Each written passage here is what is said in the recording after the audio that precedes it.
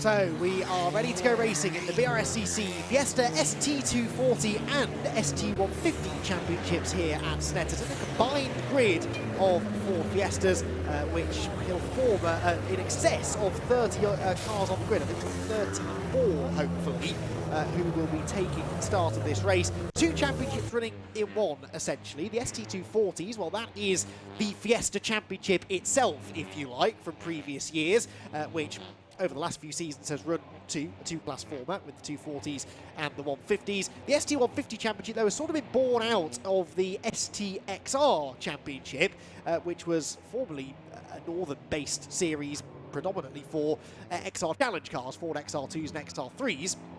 And then over recent years started to incorporate the ST150 cars. They've all now merged together to form essentially a super grid of Ford Fiestas, and these are proper little touring cars. These, particularly the 240s, they run on slick tyres, they've got turbocharged engines as well, and they produce 240 brake horsepower, hence the ST240 name. They make up the first part of the grid, with then the ST150s a little bit further back. Cars making their way around on their green flag lap then at the start, or ahead of what will be a 20-minute race, and some very interesting names towards the sharp end of the group. Zach Lucas on pole position for this one.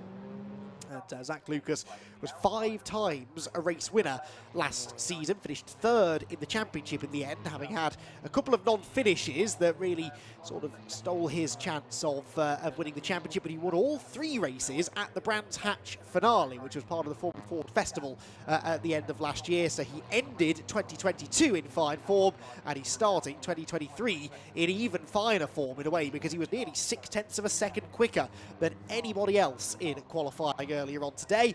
The anybody else headed up by Simon Horriman, who was twice a race winner last season, and Simon Horriman won both of the first 2 races of the season at Brands Hatch. So those 2 drivers on the front row won all of the races at Brands Hatch in 2022, both at season start and season close, and they will both start at the front for this one. Row number 2 then for Joseph Knight, with Spencer Stevenson alongside. Joseph Knight in his first full season, first season at all, I think, in the ST240s, while Spencer Stevenson did race with us last year in the 240s, but did not get a race win. I think he had a handful of podium finishes, if memory serves. Yes, towards the end of the year, he started to become a regular feature on the podium.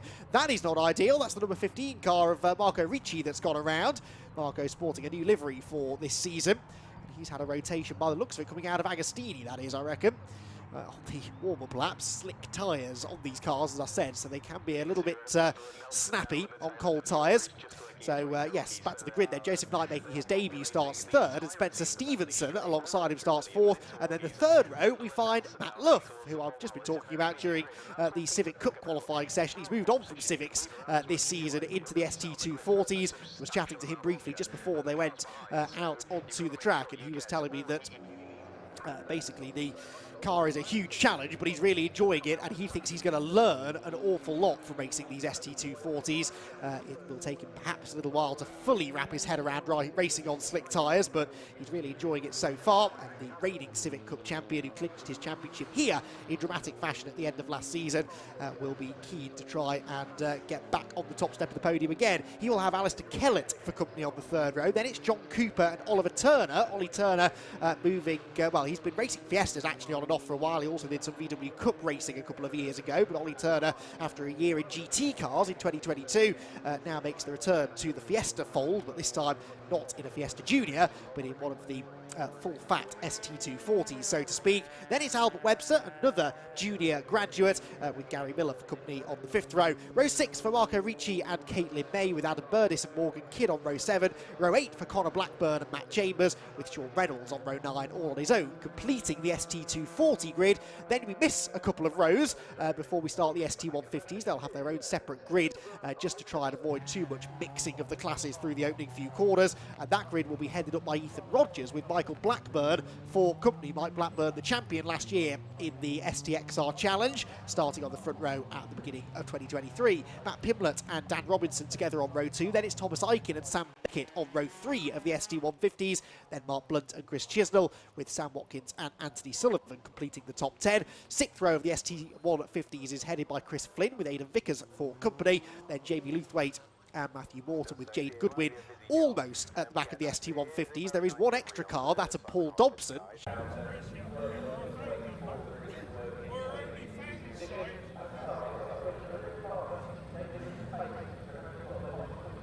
Exactly sure what that is, that last one, so I can't mention it. No, I don't think so. You get a lot of money off it. Isn't there sort of new bodies and parts on there? Yes.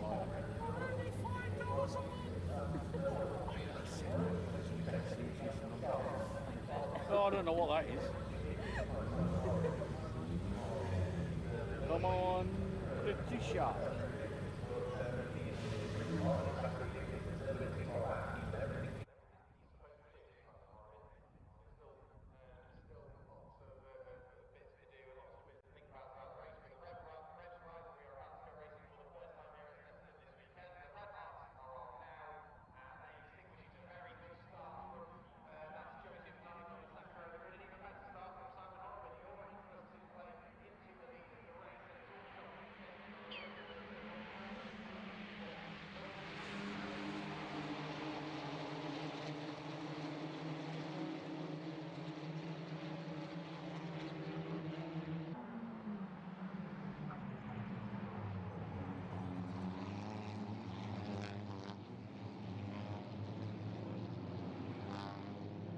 As they went through the Wilson hairpin.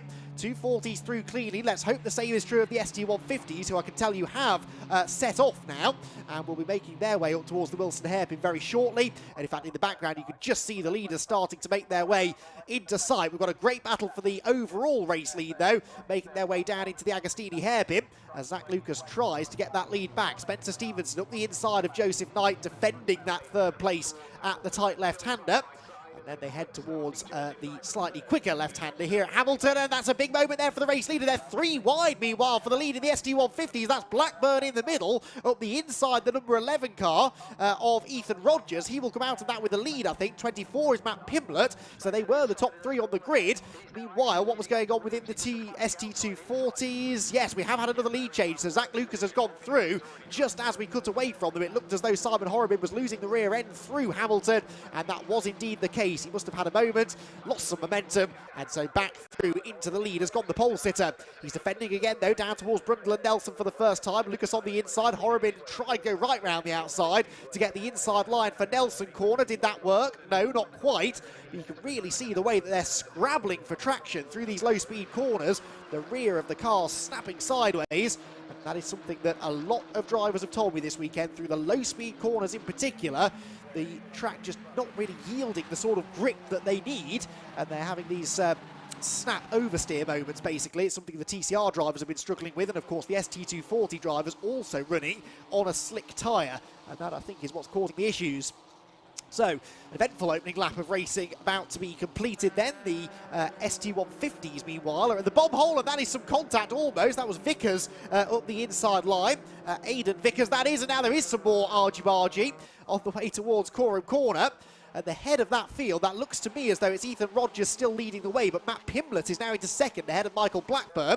So Rogers from Pimblett from Blackburn, but the top 2 starting to make a bit of a break already as they head for Rich's Corner. Good to see a good crowd on hand as well here. Look at that. Look at the amount of cars we've got parked up on the infield. A really great atmosphere here at Snetterton this weekend.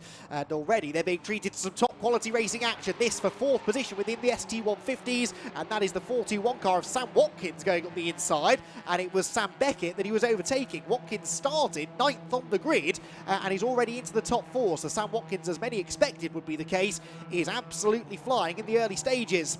Down through the right-hander at Wilson. Beckett now battling away there with Chris Chisnell, that was.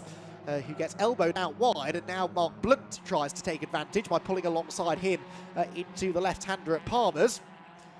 Don't know where to look, do you? Especially with the 2 classes of car sharing the track at the same time. Lap time-wise, by the way, the quickest of the ST150s in qualifying, Ethan Rogers, did a 2:23.4, so about 13 seconds slower than our overall ST240 pole sitter, Zach Lucas. So 13 seconds a lap, over 20 minutes. There is a good chance that the 240s will catch the 150s by the end of the race to start putting a lap on them, and that could make the final few minutes of the race particularly lively as they all jockey for position whilst ducking and diving through traffic. Back to the head of the field, top two continuing to pull away. We've had some more changing for third place though, because we have lost, have we, Spencer Stevenson. I did not see Spencer Stevenson in that group. In fact, he came across the line in 11th place at the end of the opening lap. So Stevenson had a moment on the first lap, dropped outside of the top 10, and that now leaves Joseph Knight and Alistair Kellett in a private battle for third. Matt Luff there, I think, was going up the inside of potentially the number 2 car of Albert Webster heading into Coram Corner, but wasn't able to make that move stick. The blue car there, Matt Luff, struggling a bit on cold tyres, as you might expect for someone who's not had any experience of racing on slicks in the past. They go then, nose to tail there for third, a bit of side-by-side action, and that looks like a problem, is it, for John Cooper? No, Cooper hasn't actually come through, so John Cooper absent at the... No, sorry, that was Cooper. He's got a dodgy transponder, I think, and drops down into 9th position. So John Cooper in a bit of trouble in the early stages too. Dropping 4 positions there. That means Ollie Turner is now into the top 5. That Luff, by the way, I thought was battling with Albert Webster. It was actually the 42 of Gary Miller that he was trying to get up the inside of. Through the left-hander they go. In fact, Webster it was who was going slowly across the line, I think. So Webster had got ahead of Ollie Turner on that lap, but dropped back behind him again with perhaps a missed gear or something going across the timing line. Nose to tail for the race lead, though, as they come out of Agostini on lap number 3. Fastest lap, incidentally, belonging to Alistair Kellett right now. That's worth a bonus point in the championship. I know it's only the opening round, but it's never too soon to start thinking about points. Every race matters in a championship that we expect to be as tightly fought as this one. Back to the ST150s now. On the outside line there, number 3, Mark Blunt. On the inside of him, the 169. That is Daniel Robinson, who started 4th on the grid, but has slipped back a little bit from there, it would seem. ST150s led at the moment by the number 11 of Rogers. Then it's Pimlet, then it's Blackburn with Watkins 4th, Beckett 5th. And then Blunt was 6th at the start of the lap. I think he's just lost a place there, though, hasn't he? Potentially, yes, he has, to Thomas Aiken, the number 31 car, who's in behind Chris Chisnell. In fact, they both moved ahead of Blunt, so Blunt is down into 8th place now within the ST150 class. Going through the left-hander, the 10 Sport car there, number 83 is Chris Chisnell. And is Thomas Aiken going to try and have a go on him on the inside line into Agostini? He thinks better of it, wasn't quite close enough. Very tempting, though, to throw it up the inside into some of those tight corners on the infield of the Snetterton 300 layout. Wide over the curb, but not too wide, because you'll start getting in trouble for exceeding track limits there. There is your ST150 leader, the red number 11 car coming through shot of Rogers. Ethan Rogers, having started on pole, really started to make good his escape now. In the ST240s, by the way, it is now Joseph Knight in 3rd who has set the fastest lap, but you wouldn't know it because Alistair Kellett is all over him as they drop into the Wilson hairpin. And in fact, as Joseph Knight defends the inside line, he almost runs wide and opens the door on the exit, but Kellett not quite able to fill the gap. Looks back to the inside again now. They're into Palmer's. Is he going to commit to it this time? He tries. Joseph wasn't quite sure whether he should turn in or not there, and in the end was able to cover off that particular attempted pass. And so Joseph Knight stays in front, but this is a very spirited battle for 3rd place, as it is for the race lead, where Zach Lucas and Simon Horriman just won't leave each other alone. Oh, much better exit there from Agostini for Kellett. He's up the inside this time, surely, of Joseph Knight, but Hamilton is an awkward place to try and go side by side. They just leave each other enough space. There is a bit of damage to the back of Joseph Knight's car, I notice. A bit of rear trim hanging loose. Not sure how that's happened.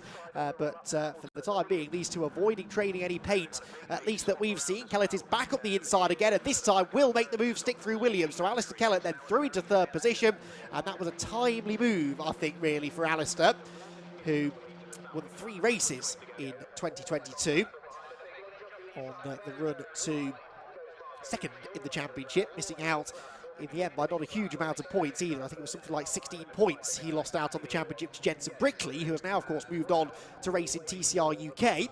So in a way, Kellett the championship favourite on that basis, but as we're seeing, he's not having it all his own way. He is, though, into 3rd position, so see now whether he's got the pace to chase down the 2 cars ahead. 1 car on the grass, I think that was Albert Webster again.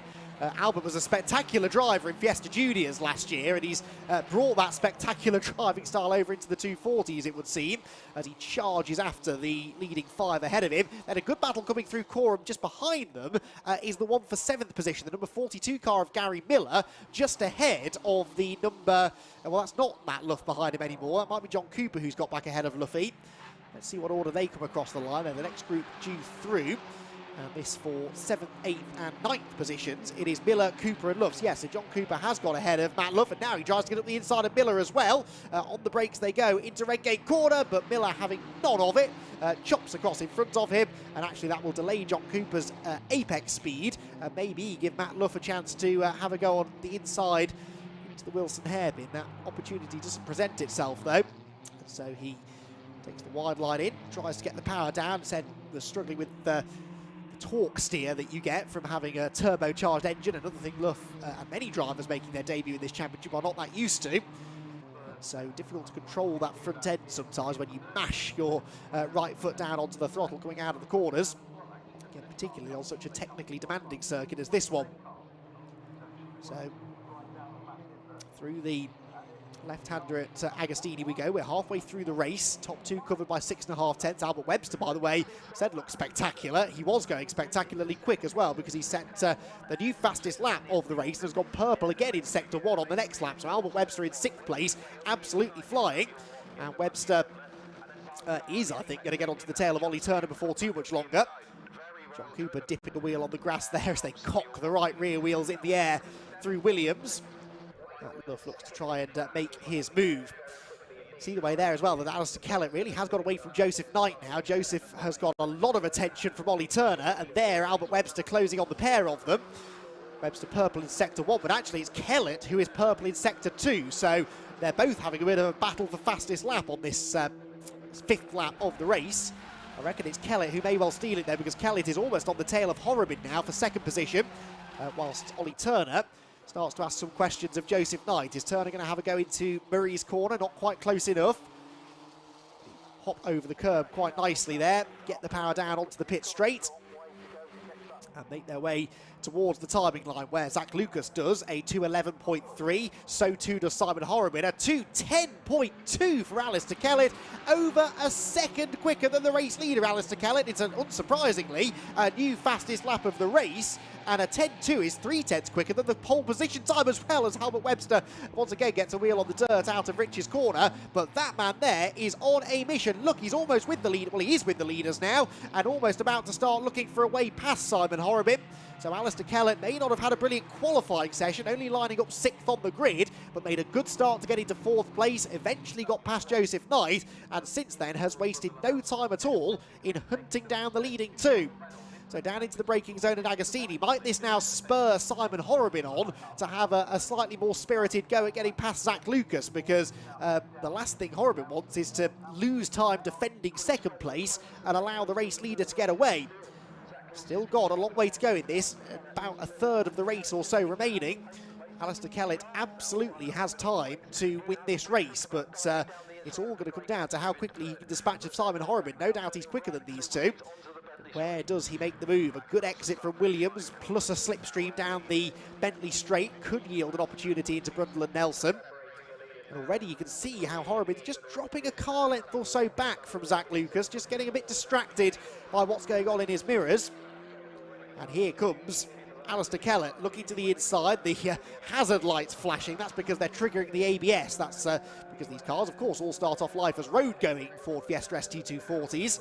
And that is a quirk of the road cars. When you use the ABS, it flashes the hazard lights to warn those around you that you might not be stopping. Joseph Knight, meanwhile, has not been able to stop. Ollie Turner coming through. And Ollie Turner, who Scott Woodwist was tipping as one to watch before the weekend, is living up to that billing at the moment, because he's into 4th position. And again, be interesting to see what pace he's got now in clean air, whether he can catch the leading 3 as well. So 6 3/4 minutes to go. To the line they come for the 6th time. Is this going to be another fastest lap by Alistair Kellett, or is he now getting held up a bit by Horrobin? Perhaps he's getting held up a bit, because he was nearly a full second slower that time than he went last time around, despite setting a purple first sector. Top 3 covered by less than a second. Joseph Knight trying to come back here at Ollie Turner. In the ST150s, by the way, you're not missing anything. It's still Ethan Rogers who leads the way, Sam Watkins second, Matt Pimblett third, Michael Blackburn fourth, and they're all pretty well spread out right now, so not a huge amount of action further back.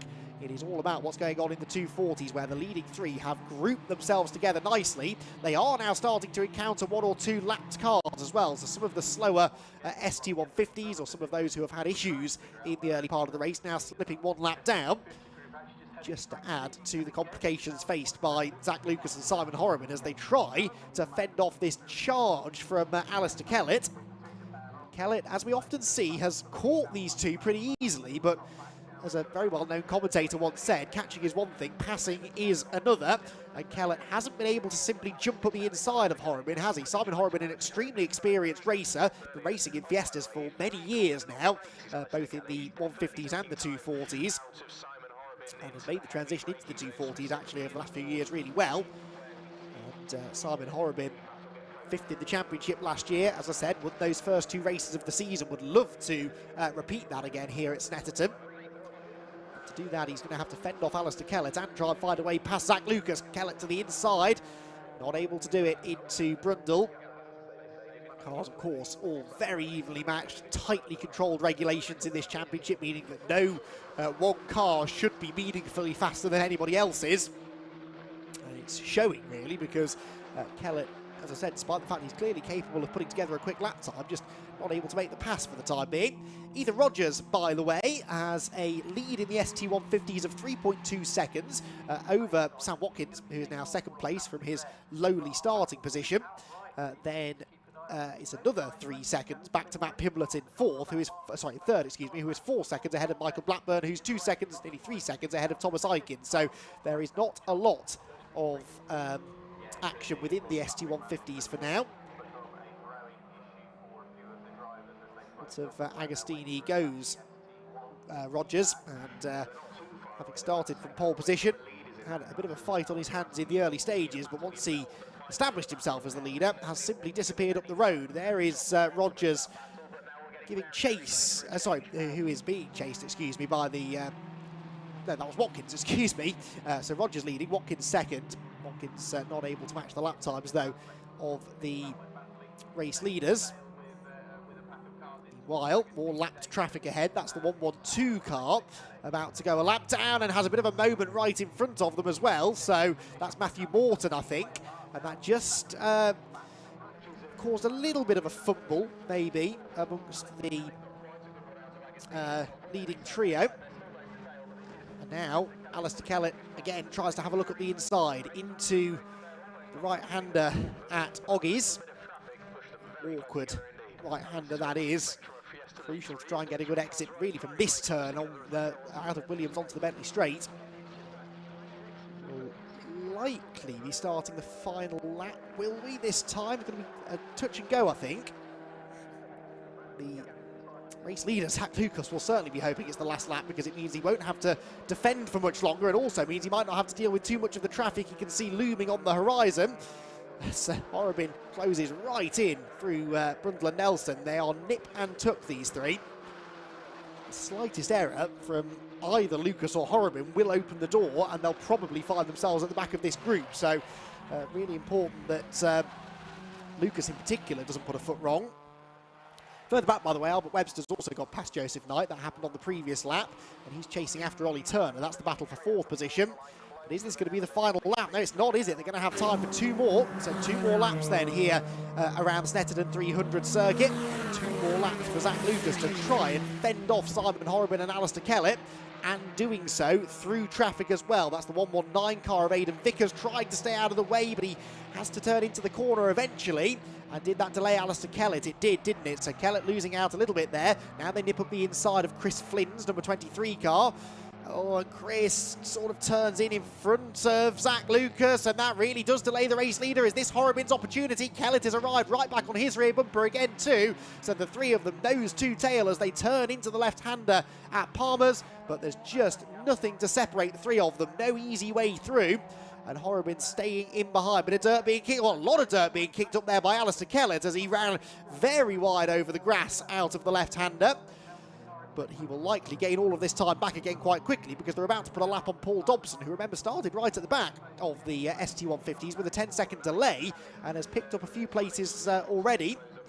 Might yet have time to get another couple before the flag is flown at the end of the next lap. So a lap and a half of racing still to go for these three.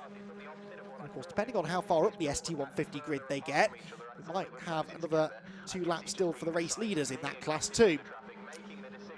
121, Jamie Luthwaite, the latest to go a lap behind these top 3 in the ST240 class, and Zach Lucas really there pulling a bit of a gap on his opponents. Good run through the traffic through the second part of the 300 layout, but then they all bunch right back together again, and Horriman is sideways. Simon Horriman, did he catch it? I think he did, but that was a big snap of oversteer as they were breaking through Brundle. Probably the trickiest part of the track, really, because you're braking on a turn and it's bumpy, and then you've got to try and flick it back to the right through Nelson, and that's something that front-wheel drive cars particularly don't enjoy doing. Very easy to lose the rear end, as Simon Horriman oh so nearly did. That's yellow flags out there as well, I think, at Coram Corner, so we might have a car off through the final sector. So, well, yes, we do, and it's Luthwaite. Jamie Luthwaite has pulled off, so we just saw him going a lap down, and he's pulled off, I think, just behind the race leaders through the final couple of corners. So, final lap now does begin. They only just had time for this final lap, but it is going to be another 3 miles of racing then that will separate either Zach Lucas, Simon Horriman or Alistair Kellett from their race win in their opening race of the campaign. All 3 of these expected to be championship contenders, so this will matter who comes out on top in this race. Is Zach Lucas going to be able to hold on to the race lead then? He's led the whole way officially at the line. He's led every lap, of course, was briefly behind Horriman on the opening lap before Simon had a moment on cold tyres, has another moment there on not cold tyres, runs wide out of Palmer's and just manages to shut the door against Alistair Kellett, who almost saw a chance there to take advantage. They're now about to start lapping that big group of cars though at the back end of the top 10 within the ST150s that we were following earlier on. Kellett writing Morse code on the back of Simon Horriman's Fiesta as they head towards Hamilton. And again, just no way through. Wherever he wants to go, there is a grey and orange number 14 car in his path. Really now losing touch to Lucas, though, on this final lap. Zach Lucas has been the best of these 3 at managing the traffic, I would say. A little bit of that comes down to good fortune, of course, where you catch the back markers, how willing they are to get out of the way.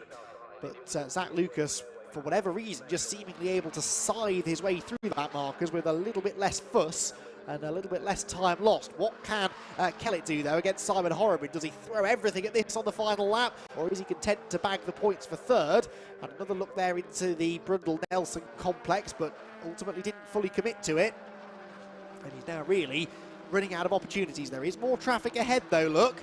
That is Michael Blackburn, in fact, who sits 5th in the ST150s. So the top 3 or 4 are going to get one more lap in that class, aren't they?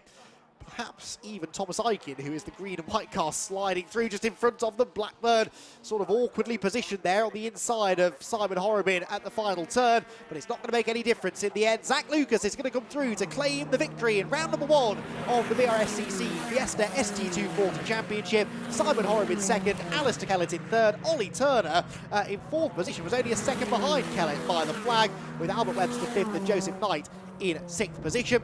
John Cooper should come through in 7th. This has been a great battle, though, between Cooper, Miller and Luff, and they come through still in that order. So Cooper 7th, Miller 8th, Matt Luff 9th on his debut. And Craig Blackburn, I think, is going... Sorry, Connor Blackburn, excuse me, is going to complete the top 10. Yes, he is. Now, what of the 150 leaders? Ethan Rogers is somewhere in the middle sector right now, the class leader, number 11. And Ethan, again, has led pretty much the whole way. Pretty similar story, actually, to Zach Lucas's, in that he had a bit of opposition on the opening half a lap or so, but then really was able to establish himself as the runaway leader in the second half of the race. And there is Ethan turning his way through Oggies, the runaway leader in the ST150s. Of course, that was the big difference, really, between himself and Zach Lucas. Zach never had more than a couple of car lengths advantage, really, over his rivals. In fact, a 1 second winning margin doesn't fully do that race justice, because that's, I'm pretty sure, the biggest lead that Zach had at any stage. Ethan Rogers, you can see the lead that he's got over Sam Watkins, the 2 red cars running first and second in that class for the older shaped Fiestas. And Ethan now just needs to mind his P's and Q's through the final sequence of corners. And he will come through for the victory. Watkins, to his credit, hasn't given up though.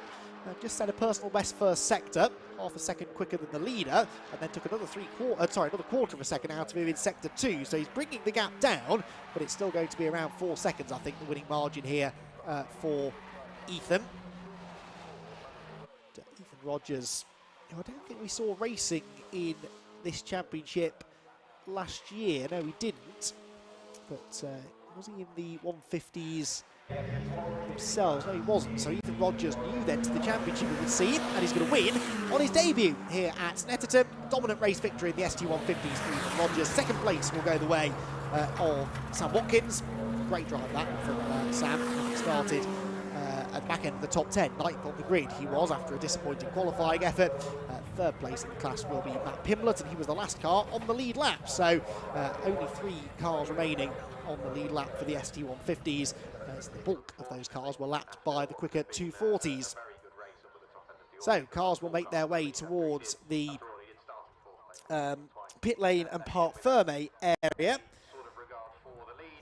And they will be hopefully greeted by Scott Woodwis, so we can have a chat with our podium finishers after what was a very entertaining race. And we're expecting an entertaining season. I think that was really just a taste of what is to come in 2023,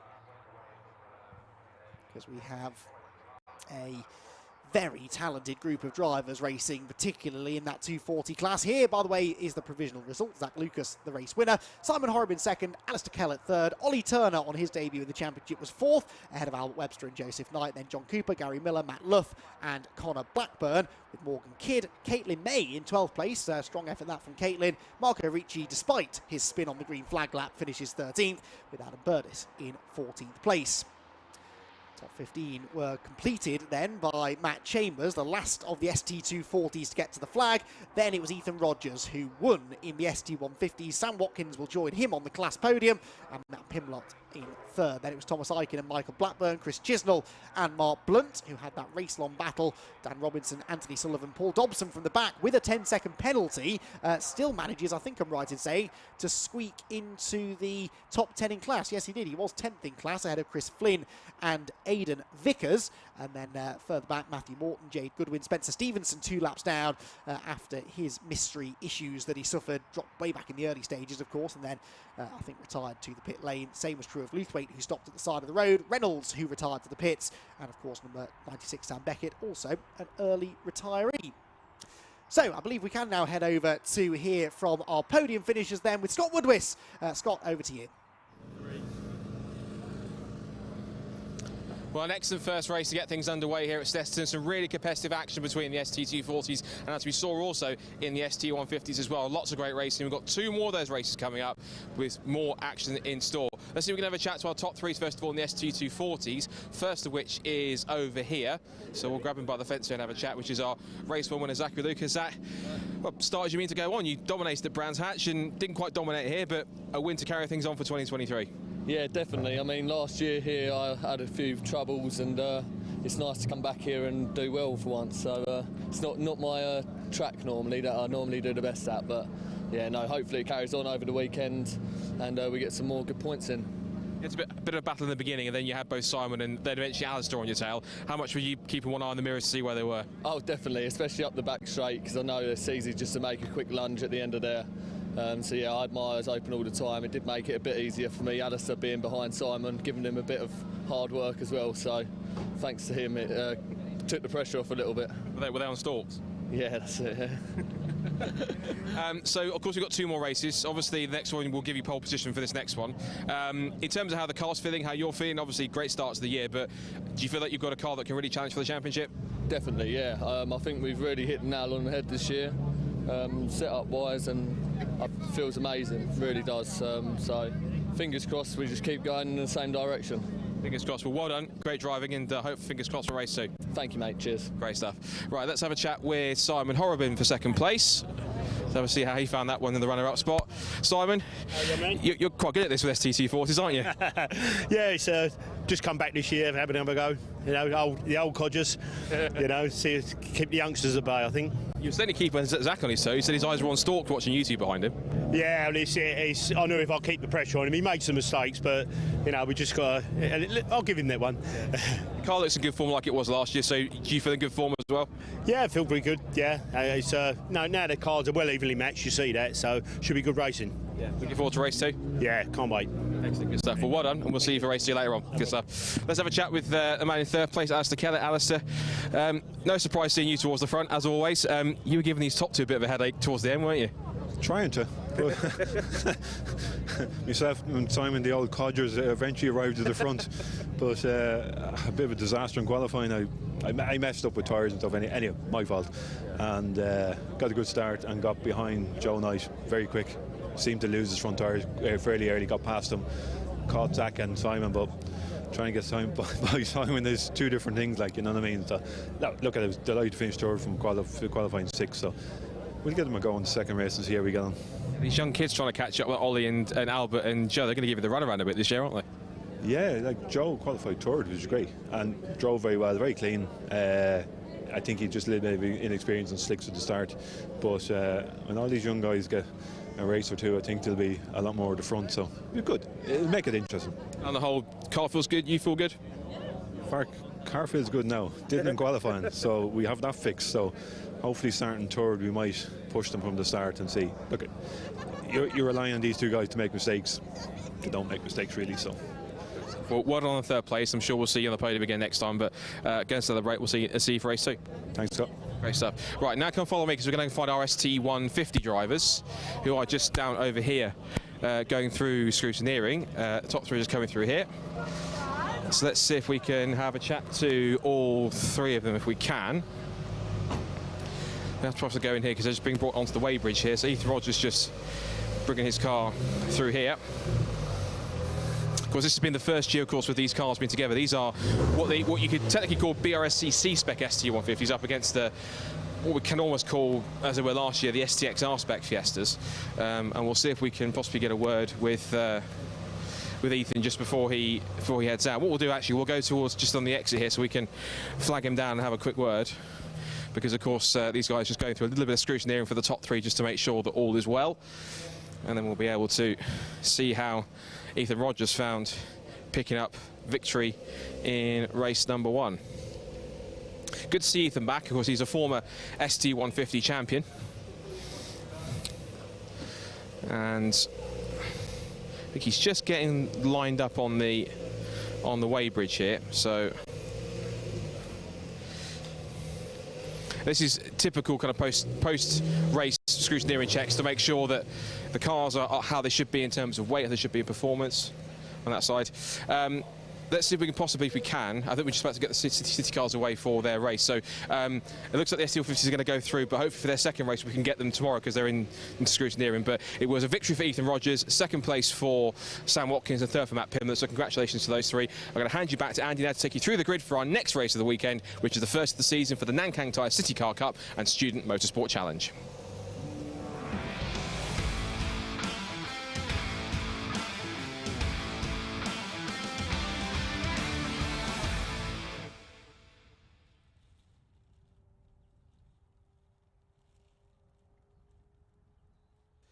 So, welcome everyone then to the Nankang Tyre City Car Cup. Cars lining themselves up on the grid right now then, ahead of what is expected to be an entertaining race here then. Qualifying took place earlier on today, a 15-minute race about to begin, and an interesting grid of these little city cars, the Peugeot 107s, Toyota Aygos and Citroen C1s that make up the grid, and although the bulk of them are Citroens for this opening round of the championship, I actually don't have a Citroen inside the top 5 on the grid. It's all Peugeots and Toyotas at the front of the field, with Elliot Lettis in his Peugeot 107 having set the fastest lap time in qualifying earlier on. And Elliot Lettis, by 0.8 of a second, was on pole position as well. So pretty dominant performance within the session this morning, but that won't necessarily translate into a dominant race pace, I would have thought, because we do see in City Car Cup racing that the action is always pretty close out on track. These cars are perfect, really, for slipstreaming racing action. So Lettis on pole, Stuart Bliss alongside him, Richard Jepp and Andrew Dyer together on row number 2, with Adam Reynolds and Duncan Haller sharing the third row of the grid. Joe Moss and Chris McKenzie row 4, and Alex Blees and Ben Craner together on the 5th row of the grid, completing the top 10. So, did just see a green flag waved at the back of the grid. I don't think they've yet been out onto a green flag laps. There's a small delay. Now the green flag is waved at the front, and the cars will make their way around the track on their green flag lap. Third season of the Nankang Tyre City Car Cup. It all began back in 2021, where Nick Grindron claimed the championship. Nick went on to race in the MX5 Super Cup, which will be next time at Brands Hatch. He's really now just at the start of his second season, starting to get properly on the pace, but he won that championship in Season 1, 2021, over Richard Bliss and Duncan Stone, and then last year, 2022, it was Richard Bliss who went one step better and managed to claim the championship, with Andrew Dyer and Stuart Bliss second and third respectively. Now Stuart Bliss will be starting on the front row for this race, so you could argue the one to watch. Another driver to keep an eye out for, I think, is Ben Craner, starting 10th on the grid, former Euro NASCAR racer, amongst other things. And the Scottish driver, he's raced in the City Car Cup a few times in the past and has always been pretty quick. Managed to get himself a race win at Croft, actually, last year. Only did the second half of the season in 2022, but was immediately on the pace and will be looking to improve definitely upon 10th on the grid. I suspect there must have been some sort of an issue there for Ben, because 3.2 seconds off the ultimate pace is not the sort of performance you'd expect to see from him, really. Even if that ultimate pace set by Elliot Lettis was a pace that no one could match, you'd expect Ben in particular to be a little bit closer to that speed. 25 cars hopefully will be taking to the track. I think that is the 73 Peugeot at the back of Andrew Payne, so we should have all of the 25 starters. And as I said, expect the racing to be a little bit closer than that qualifying session would suggest. Although from Stuart Bliss in second place back, it was really competitive, actually. Stuart Bliss 2/10 quicker than Richard Jepp, who was 3/10 quicker than Andrew Dyer, so not a lot of difference in lap times. Most drivers setting their fastest laps right at the end of the session as well, as the track seemed to get quicker and quicker throughout the 15 minutes. We might see a similar phenomenon over the course of this race as well. So let's see how they manage. Groove tyres, of course, for these cars, so they don't have to concern themselves too much with some of the slick tyre shenanigans that we saw from the Fiestas just now. These cars should be a lot more manageable, even in these quite chilly conditions. It's definitely got noticeably cooler through the afternoon as well.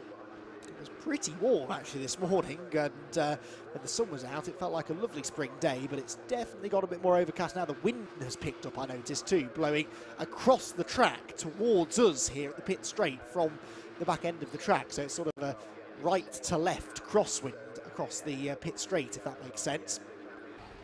And it does mean that the little city cars might be affected a bit by that, particularly through corners like this, because it's a crosswind through Coram as well, which is where you're really leaning on the car. And of course, these cars don't have any aerodynamic grip, and they're very limited in mechanical grip as well.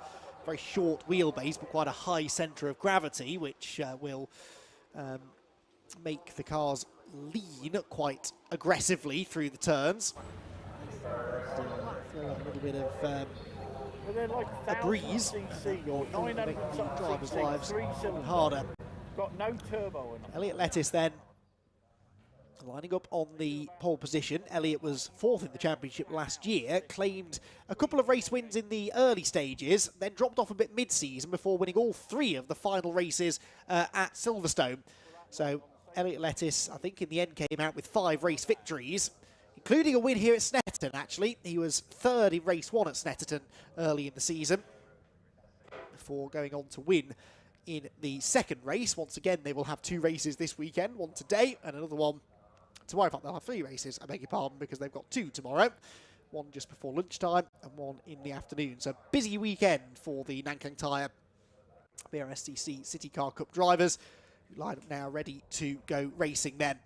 Over 15 minutes, so a short, sharp race. They're not the fastest cars on the bill, that's for sure, but they always produce good racing. Who is going to get into Rich's corner first? Then the 5-second board has been shown. Elliot Lettis on the left, Stuart Bliss on the right. Who will lead out of those 2? Well, it's a good start, I can tell you, by Bliss. Stuart Bliss has his nose ahead slightly on the outside line. There's 2, 3, 4 wide already further back as they inch their way down towards turn number 1. Now, the initial phase of the start definitely favoured Stuart Bliss, but in the second phase of the start, Elliot Lettis coming right back at him, and on the inside line, the pole sitter should hold on to the lead through turn number 1. They are running 2 by 2, though, across the top 4, because Stuart Bliss is fighting back again on the outside line, just as his teammate, Andrew Dyer, is doing the same to Richard Jett behind. Then it's 3 wide as someone comes diving up the inside. That's Alex Blees, and he's going to turn around the number 30 car, which finds itself stranded in the middle of the road. Miraculously, they all managed to avoid Adam Reynolds. One car way out wide further back. That was the number 20 of Nicholas Goff, but that could have been an awful lot worse with a car getting tagged sideways inside the top half dozen. Thankfully, though, no major damage done. So all of them through the first few corners. It is still Elliot Lettis who leads the way and now looks to try and unlock that pace that he had in qualifying this morning, when he really did set a lap time that no one else could even get close to. There goes the 21 of Christopher McKenzie, dicing away with Duncan Haller. Haller's dropped down a little bit from where he started, and that's Josh Jackson, number 27, running out wide and losing a place to Nicholas Goff, who only a couple of corners ago was grass tracking himself. Lettis leading them, and the 2 grey and orange cars behind of Stuart Bliss and Andrew Dyer. Stuart Bliss, the number 18 car, ahead still for the time being. Then 4th for Richard Jett, who is one of the student motorsports run cars, run by motorsport students from around the UK. Great initiative that's been a part of the City Car Cup since its inception. Richard Jett losing 1 place from where he started, but will be looking to try and keep his Peugeot in touch with the top 2. Side by side then for 5th position. Up the inside line is looking Christopher McKenzie, and in fact he's going to do more than look. I think he will claim that position on the run to Brundle and Nelson for the first time. Yes, he did. And then behind, Duncan Haller is still battling away with Alex Blees, I think that was, who I think was the one who got into Adam Reynolds at the Wilson hairpin on lap 1. So these 2 perhaps will have words exchanged after the race, but as I said, thankfully got away without any secondary contact, which was the big concern there. Through Brundle and Nelson again, up towards the end of, through Brundle and Nelson, through Murray's, I should say, for the first time, and up towards the end of the opening lap. Lap times are not going to be getting close to the outright circuit record, it must be said. 2:35 was the pole position time, the standing lap time, a 2:45 there for Elliot Lettis, but he's already 3/4 of a second clear of the teammates battling away there for second position. Bliss ahead of Dyer, then Jett, then a gap back to Ben Craner. No, it's not. Ben Craner has just dropped down to 6th, excuse me, because there is a dodgy transponder on Chris McKenzie's car, but Ben Craner is into 6th position. So the second of those cars hitting the braking zone now is Ben Craner, really charging through from 10th. Back up the inside goes Alex Blees. He's not been deterred after his issue down here a lap ago. Still making big moves under braking. So too was Josh Jackson there, clearing another car on the inside line. That was Richard Snuggs, I think. Snuggs had a really good start and was into 12th position, having started 17th, but he's dropped back down into 13th now with that move made by Jackson. Through Agostini towards the mid part of this second lap. And there around the outside, attempts to go the 115 car of Bradley Porter. Started 15th, did Brad, and finds himself running inside the top 10 now. 10th place he was at the end of lap 1, so really good opening lap for the blue and black Peugeot. Like I said, a lot of Citroen C1s on the grid. The cars are essentially identical underneath. This is why we landed on these 3 cars for the City Car Cup. They're basically the same chassis and just slightly different body kits to denote the difference between the Citroen, Peugeot and Toyota. And that is true of the road-going cars as well. These are all road cars converted into racers. And so, thankfully, the cars pretty much self-policing, really, the regulations, because the cars are all pretty much identical to start with. The body kit doesn't make a lot of aerodynamic difference at these speeds. So that's why we get the variety of car, but the very, very evenly matched performance. And we are seeing that Elliot Lettuce, although he's pulled out that 7/10 of a second cushion over Richard Bliss, he's not exactly romping away, is he, on this second lap? So he was 8/10 quicker in qualifying, but I don't think he's 8/10 of a second quicker every lap, if you see what I mean. He's going to have to keep his concentration here to stop Stuart Bliss getting right back onto terms with him. Coram again towards the end of the second lap. Good battle going on a bit further back as well, between 5 or 6 cars there, just inside the top 20. In fact, that is going to be, I think, the battle for about 15th, 16th place or so. Number 14, one of the cars in that group, Dominic Fletcher, who appears to have lost a position or two on this second lap. Across the line again towards the right-hander at Riches, and yeah, lead gap not really changing a lot there. The top two lapping within 1/2 of each other, taking Dyer and Jep with them. Mackenzie still 5th ahead of Craner, then Blease up into 7th place, and a big dive up the inside at Riches' corner. That is the recovering Adam Reynolds, I think, and there was a big kick up of dirt on the exit of the corner. Who's that coming up the inside? It was number 14, which is Dominic Fletcher, who was kicking up the grass at Rich's corner. And Fletcher now tries to get inside of Craig Flynn, the number 46, and I think will get up the inside, but that now becomes the outside line for the left-hander at Palmer's. So the orange and grey car, I suspect, will end up giving that place away. It might actually lose another, and indeed he does lose another. That's Jack Wheeler, I think, up the inside now. So all changing around here at the back end of the top 20. A variety of lines being taken through the first few corners. Now number 57 ducks out of line. That's Jack, who I just mentioned had gained a spot. Might have been gained 2 out of that, actually, the number 57 car.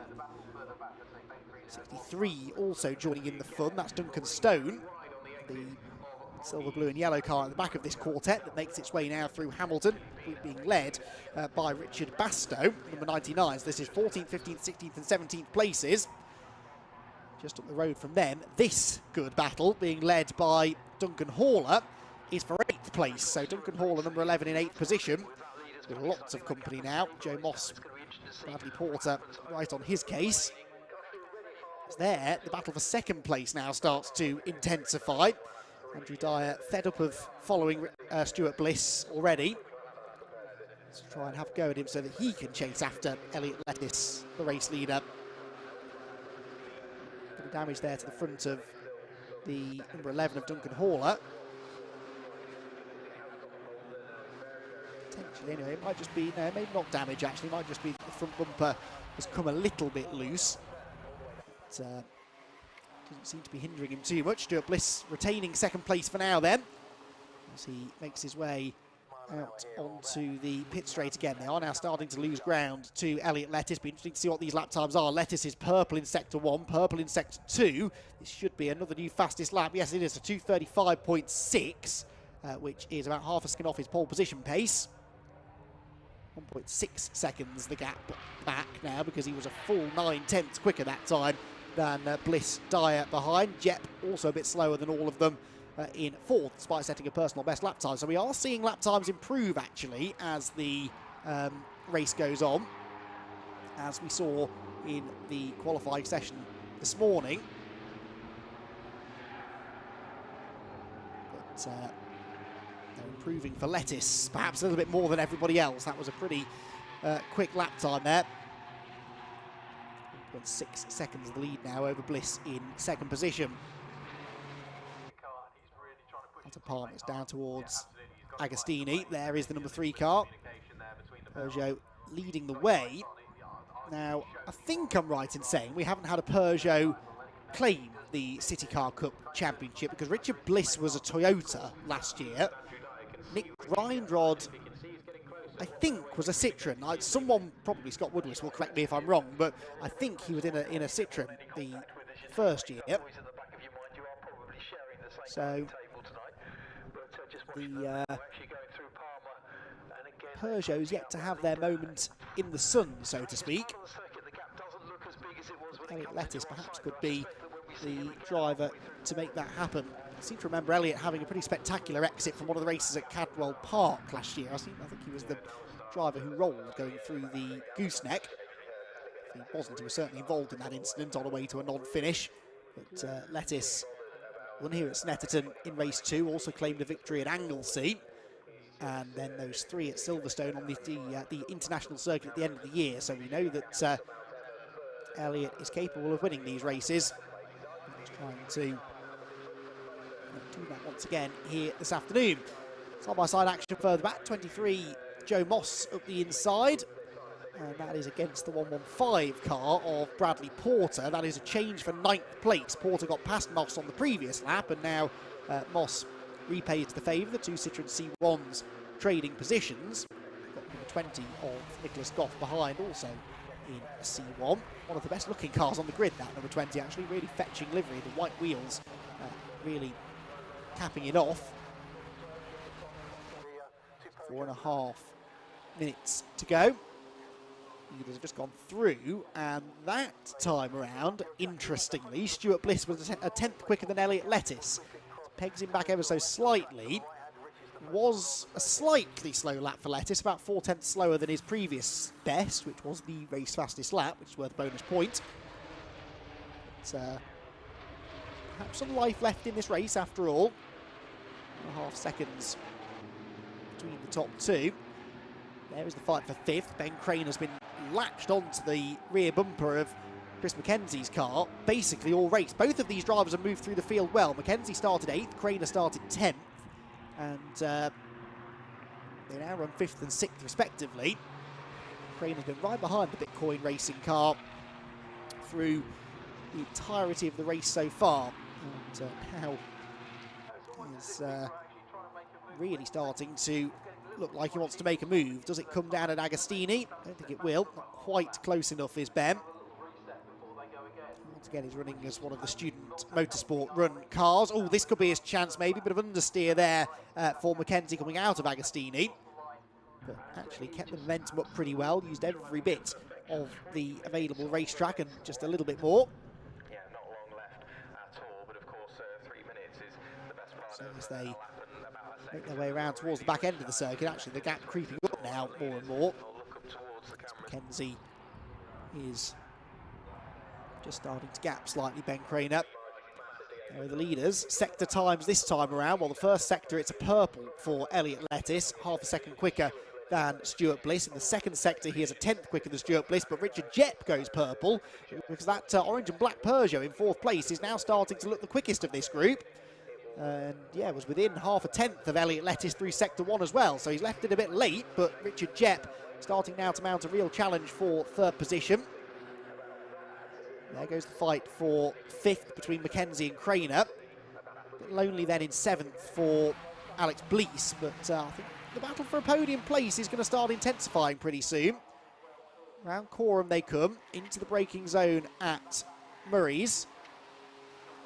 2 similarly liveried Toyota Aigos now with the Peugeot looming ever larger in their mirrors, although not a great final sector there for Richard Jepp. So as they come back across the line to start what will be the final lap of racing, Elliot Lettis 2 seconds clear of Stuart Bliss, who's got Andrew Dyer within 3/10 of him, and then another 9/10 in the end back to Richard Jepp. That really wasn't a good final sector. Still a personal best for Richard, only a couple of tenths slower than the leader. Fastest of the leading four that time was Andrew Dyer, who ducks to the inside of Stuart Bliss now for 2nd place. Into the Wilson hairpin. The final lap is when he chooses to make his move. They almost lean on each other slightly, but that was a really good bit of driving from both drivers, leaving each other just enough space. And of course, Stuart Bliss safe in the knowledge that the next corner is a left-hander. And so he has the inside line, so doesn't need to worry too much about defensive driving there. He was already on the defensive line. The trouble is that when you go in tight, you scrub off some speed on corner exit, and Andrew Dyer is almost certainly going to have another go up the inside down into the braking zone at Agostini. Is he close enough? No, not quite. Stuart Bliss very late on the brakes, fends him off. And Stuart Bliss, his brother Richard was the champion a year ago. Stuart 3rd in the championship. ahead of Elliot Lettuce. Looks like Elliot's going to be tough to beat, at least based on this form that he's showing at Snetterton. But is Andrew Dyer going to spoil the party, I wonder? Dyer, of course, was second in the championship, so we've got basically 3 of the top 4 in the championship last year running in the top 3 positions. Richard Jepp is the interloper because he missed a round at Anglesey, also had a few non-finishes and could only manage 14th in the points, but Richard Jepp going much better at the start of 2023. Can he still challenge for a podium in the closing stages? Then down towards Brundle and Nelson they go again. Elliot Lettuce looking good for the race victory. What's going to happen for second place? Headlights ablaze for Andrew Dyer as again he jinks to the inside there, takes a slightly earlier turn into Brundle. Bliss was wise to it, didn't panic, stuck to his line, carried the speed through. And now realistically only one more potential overtaking spot is left. That's the number 73 car off of Andrew Payne. I'm not entirely sure where that is, somewhere on the infield I think. So his car going no further, that will need recovering before the next session can get underway. Be the TCR UK qualifying session, of course, for which you need to head over to the TCR UK YouTube page, but only once we've got these cars across the line, because Elliot Lettuce has driven a faultless race here. He may not have had 0.8 of a second in the bag over everyone on every lap of the race, but he has been able to maintain a 2+ second lead for most of the second half of it, and he will claim the victory in the opening round of the Nankang Tyre City Car Cup. Second place goes the way of Stuart Bliss, third Andrew Dyer, and Richard Jepp settling for 4th position. Then it will be Chris McKenzie, will it? No, that's Craner, isn't it? I think Ben Craner's got past McKenzie on the final lap. Yes, he has. So Ben Craner 5th, McKenzie down to 6th. Didn't see where that happened, but Ben Craner has found a way through on the final lap. 7th position will go the way of Alex Blease after an entertaining opening half of his race. 8th position then for number 23, which was Joe Moss. 9th for number 20, Nicholas Goff. And the top 10 completed by number 115, Bradley Porter. Some good battles there towards the end of the race as well, and a very close finish. I think that was for 18th place as the number 14 car of Dominic Fletcher just managed to keep Duncan Stone at bay, but by only a 10th and a half or so. Rest of them all filing through as well, still waiting for the last few to come through. Of course, we know that Payne will not get here, so he should still have 24 finishes though, just the one car I think dropping out of that race, so not a particularly high attrition rate thankfully. And Elliot Lettuce gets his 2023 campaign off to the perfect start with victory in the season opener here at Snetterton. So cars then make their way into the paddock area. Still cars are coming across the line, and it goes to show you it doesn't matter where you are in this field, you've got someone to race with. That was the fight for 23rd place, and it was the 49 car of James Smith, who by 0.2 of a second only managed to keep number 42 Jason Dean at bay for 23rd position. So right from the front to the back of the field there were battles to be had, and we are I think now able to no, we will momentarily hopefully cars heading back to the paddock area now then, and we will have TCR cars out on track in the very near future then for their qualifying session. So good stuff then from the Nankang Tyre City Car Cup, and as the marshals wave them into the paddock area. As I said, a little delay probably now before we get our next session underway, which, like I said, is TCR UK qualifying, a 30-minute qualifying session coming up. It's the TCR UK YouTube page where you need to head to watch all things TCR this weekend. Elliot Lettuce wins in the Nankang Tyre City Car Cup, though, from Stuart Bliss 2nd, Andrew Dyer 3rd, Richard Jepp 4th, and he is the highest placed of the student motorsport run cars. Then it's Christopher McKenzie in 5th, Ben Craner with a charging drive as well, actually both of those charging through nicely to 5th and 6th respectively. Alex Blease, Joe Moss, Brad Porter and Nicholas Goff complete the top 10, ahead of Josh Jackson, Richard Snuggs, Adam Reynolds and Duncan Haller in 14th place. And in 15th position it was, well, the timing screen now wiping itself clear. 15th it was Jack Wheeler ahead of Craig Flynn, then Richard Bastow, Duncan Stone, Dominic Fletcher, Bob Bannister, Andrew Payne, Luis Torres, Prem Gind, James Smith and Jason Dean in 25th position, number 42. We saw had that really good battle with James Smith at the end of the race. So Elliot Lettuce then wins the first Nankang Tyre City Car Cup race of the weekend. As I said, they've got 2 more to come, one tomorrow at 11:45, tomorrow morning that is, and tomorrow afternoon at around 2 o'clock the City Car Cup cars will be making their way back on track. So more action from City Car Cup to come here this weekend. Someone who's no stranger to Fiestas, but back in the paddock for this year is Ollie Turner. Ollie, welcome back. Great to see you back in Fiestas. Now onto the senior level in a much more powerful car. How are you enjoying the experience so far? You've had qualifying this morning. How's that gone? To be honest, it's not gone to plan, but like you said, it's great to be back. I'm really enjoying myself here, so yeah, it's good to see everyone. But yeah, it was a bit of a tough qualifying, to be honest. I just couldn't get the balance of the car right. Friday was my first day in the car. Well, sorry, yesterday was my first day in the car, so it's been a struggle getting to grips with it, but we're getting there, and I made some good progress. Unfortunately, I got my lap time disallowed. That was no fault of the cars, it's just myself, so a bit annoyed about that. We were up for an 11.4, which would have put us 4th or 5th, so yeah, we'll stick for 8th for now, and we'll see what we can do in the race. You say you've only had a couple of days driving the car. How much of a steep learning curve is this car proven to be, or are you starting to adapt to it quicker than you thought? It's been a tough one. Every time I've been racing the last 2 years, it's always been with a big hydraulic pedal like the Porsche, the VW Cup car. It has been a struggle going almost backwards towards a servo brake, but it's one of those things. It just takes time with getting used to it and adapting. So give me a few more days and we'll see where we go. Maybe even till later we might get up somewhere. So. Of course, last experience that you've had in the Fiesta was in the ST150s. Of course, you were 2019 junior champion. You then moved on to some of the senior racing the year later as well.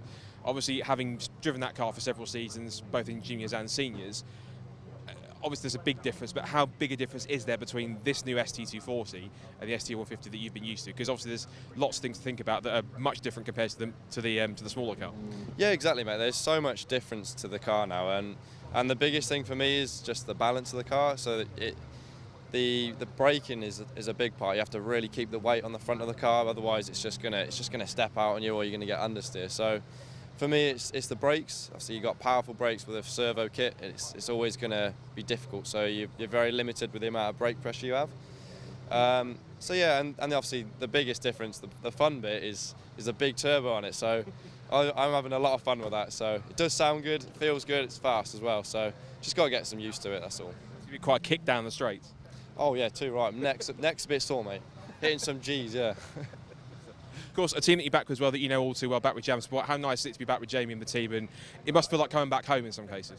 Yeah, we've had a great time so far. We've had some great memories together, so being back's an amazing feeling. Jamie's happy, I'm happy. It's a good bit of chemistry here, and we all get on well. We know how to win races, and yeah, we know how to move forward and adapt the car as well. So in terms of the setup, so it's going to be good. I'm looking forward to it, and we've got a long year ahead, so nothing to worry about too yet. Speaking of worrying about, you've got some pretty stern rivals to go up against, two of which that have come through the junior ranks, same as you, that are debuting this year as well. We've got Albert Webster and Joseph Knight along that. You've got drivers like Alistair Kellett and other more experienced drivers. This is going to be quite a challenge to go up against some of the new guys that you've even driver coached, Albert, as well, and guys like Alistair who've won the championship previously. This is going to be quite a challenge to go up against them and to stack up on their level. Yeah, exactly. I'm looking forward to the challenge, but also I've got to make sure I give myself time to adapt to the car. So this weekend is just about learning and hopefully get some more test days in. But yeah, you're right. There's some real tough competition this year. I think it's going to be the most competitive year in the Fiestas for a very long time. You probably agree with yourself. But yeah, no, I'm so excited to go up against the likes of Alistair and obviously Albert as well. I've coached him for the last 3 years, and he should be quick. So I'm really looking forward to it, and there's going to be a good fight out on track, so let's have it. You should be wheel to wheel in no time, surely. Too right. I think we've qualified next to each other, so yeah, we should be a good race. So shenanigans into turn one then. Well, we'll see what happens, but you know the nature of this championship, so there's always some fun things going on, eh? Yeah. And just finally, obviously everyone wants to win, everyone wants to be successful. From both this season and this weekend, realistically, what would you be satisfied with coming away from this weekend and then going forwards throughout this season? Obviously, getting to the top step as quick as possible is in mind, but what kind of goals have you got for this season? So obviously the aim is to win the championship, but like I said previously, it's all about giving myself some time, and we've been struggling with budget, so testing has not really been there so far. But if we can raise some more money, I'll do some more days in the car. But yeah, ultimately at the end of the year, I'm going to hope to win the championship, and there's a long way to go, so I'm not worried yet. It's just when I do click with that car, I'll feel feel like we can go for it then. So yeah, see what we can do. But for the weekend, I'm open for top fives and maybe dip into a podium at some point. So, but nothing to worry about yet. Still a long way to go. So Straight to the top then. yeah, let's see what we can do. Oh yeah, you know what? To be fair, let's go for a win. I like your thinking. Well, listen, mate, it's great to have you back in the championship. Great to have you back in the Fiestas. You look like you're enjoying yourself, and you haven't even turned to wheel and racing yet. So, fingers crossed for this weekend and for the year. Hopefully, we'll see you at some point near the sharp end on more than one occasion. Thanks for talking to us. Thank you, mate. Cheers. Thank you very much. Well, Albert Webster joins us now. He's one of our graduates from Fiesta Juniors now into the ST240s. Albert, great to have you back in the Fiesta paddock once again. Quite a different machine to what you've been used to the past 3 years. Yeah, it's a different beast. The car's brilliant to drive. I love them. I've got used to them. They're difficult to drive, but I think that's a skill everyone's got to learn. The cars are so much faster, more grip, and new tyres to get used to. It's a good experience. In terms of the difference, obviously, because you've been racing ST150 in juniors for 3 years, that's been on a junior tyre, different engine, non-turbo. You now come to a car that's the polar opposite of that now. More power, slicks, turbocharged as well now. How much of a difference is that? Obviously substantial, but how much of a difference really is it compared to what you've driven previously? Oh, it's completely different. You can't really bring any like skills over, because you've got to learn about the turbo and how to spool it up to make sure you get the power at the right time. And the brakes are different because they're so much stronger. And then warming up the slicks is a completely different skill I've had to learn because they're so much bigger and they take more time to warm up. So in terms of the choice to go into ST240s, was that the natural decision, or had you been looking at other options before you decided to stay in the Fiesta paddock but move into the senior ranks? What have been the plans over the winter? We were looking at a couple of things, so the minis, but this is just the best value for money, the fastest cars, they're the best team, the best paddock. Everyone here is really nice, everyone gets on, all the teams are good, and the cars are just brilliant for what they are. In terms of the championship that you've come from, Fiesta Juniors, they're now at their biggest grid ever that you've left, of course. How, as someone who's just left the championship and as an alumni and ambassador for that championship, how pleased are you to see that the championship is in its healthiest state ever right now? Oh, I'm really happy. It's just to see it grow, and from when I started back in 2020 to see it grow every year, a couple more cars, and now get up to the 22, I think it is, the real big grid. It's going to bring a lot of people in, see how good it is, and really show off the skills the kids have and the championship, really. You're not the only one that's graduating into Fiesta Juniors, from Fiesta Juniors that are in this championship. You've got Ollie, of course, who's been your driver coach for a while. Of course, you've got Joseph Knight, who's coming after he did a year in ST150s at senior level. How good is it that you've got all three of you being Fiesta Junior graduates and now on the grid at the same time together? Oh, it's brilliant. So me and Ollie, he was my driver coach for the last 3 years, so me and him are good friends. We can talk about things. Joe Knight, brilliant to see him jump up from the ST150. He's obviously put it on third on the grid, so that's really good for him, positive for the team. Yeah, 1, 2, 3 on the team, and just I was going to make it 4, but track limits, obviously. I made a mistake, what ruined my qualifying, but we'll see how it goes. Do you see those two as your main competition, or there's obviously guys like Alistair Kellett and other guys up towards the front? Is it just those 3 or 4 drivers that you competition, or have you got your own other people up and down the grid? Well, Zach Lucas, he's flying, he's always quick. He's carried it over from last year, the last round at Brands to here. He's really quick, he always will be. I'm looking to get onto his pace and start challenging the front boys. So Simon Horrobin, he's really quick this weekend. Yeah, Alistair Kellett's up there, all the 2010 boys are doing well. So it's just getting up there, see where we can go. I know you don't need me to remind you, but particularly last year, particularly here, you've come agonisingly close to a first win. I was actually disappointed myself that you didn't actually get your first junior win. How close do you think you are? Do you think there's a real possibility that now you're in seniors, you can achieve a victory now? Oh yeah, 100%. I've got the pace in the qualifying was good. I just got a little bit of traffic, and then the track limits. Obviously, my ideal was a lot faster than what I did, and it was right up the front. So it's just getting through the first lap, and then starting to go forward and make progress. And in terms of, obviously everyone wants to be towards the front and win and get on the podium, but realistically first from this weekend and then from the season, what would you be satisfied with? What are the aims for this season? Obviously you want to go for the championship, you want to go and get race wins and get that off your belt as well, but what sort of goals have you set yourself for this season? Just to get used to it. It's a completely new car, so I want to be up the front, running with the big boys, getting podiums, maybe a win or 2, and then we'll see if we're doing this next year or what. So it's a do as best as I can, hoping and trying and training for being at the front. Well, it's great to still have you back around in Fiesta. It's great to see you in the new car as well. Fingers crossed for this weekend and for the season, and fingers crossed we'll see you on the podium somewhere. Brilliant, thank you very much.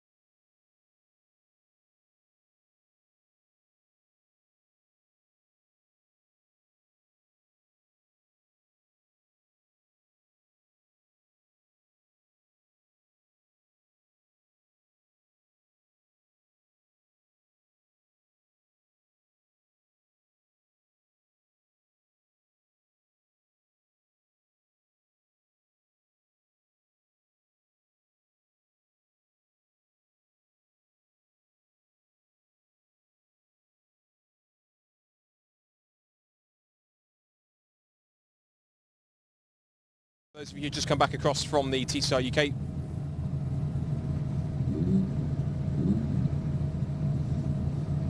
So welcome back to the Brscc stream. For those of you who just come back across from TCR UK qualifying, we're about to get our next race of the weekend underway, and it's for the magnificent modified Fords. If you watched these cars out at Silverstone a few weeks ago, you know there is a fantastic variety of cars and a massive depth. There's from old school Escorts to Focuses, Sierra, Cosworths, there's Pumas, there's all sorts of different cars in here, plenty of Fiestas in there as well. It should be a magnificent race. There's plenty of power, plenty of sound, plenty of noise. It should be a fantastic race all around. Cars just sat in assembly area here waiting to go as TCR UK qualifying has just finished, and you've got so much different variety here. You've got old school Mark II Escorts, which have been really well put together. There's a couple of Zack Speed examples that are, I think, replicas. You've got other cars in there like Ford Escort Cosworths. There's a variety of different Escort generations, Mark 1s and Mark 2s. A couple of Focuses in here as well. Plenty of Fiestas. There is a huge breadth of different 4-bolts up and down this entire grid. It should be another fantastic race. That's coming up very, very shortly. So to give you some idea of the grid for race number 1 coming up for the Modified Fords, let's hand you over back to Andy McKeown to take you through it ahead of the first race of the weekend for these fantastic Fords.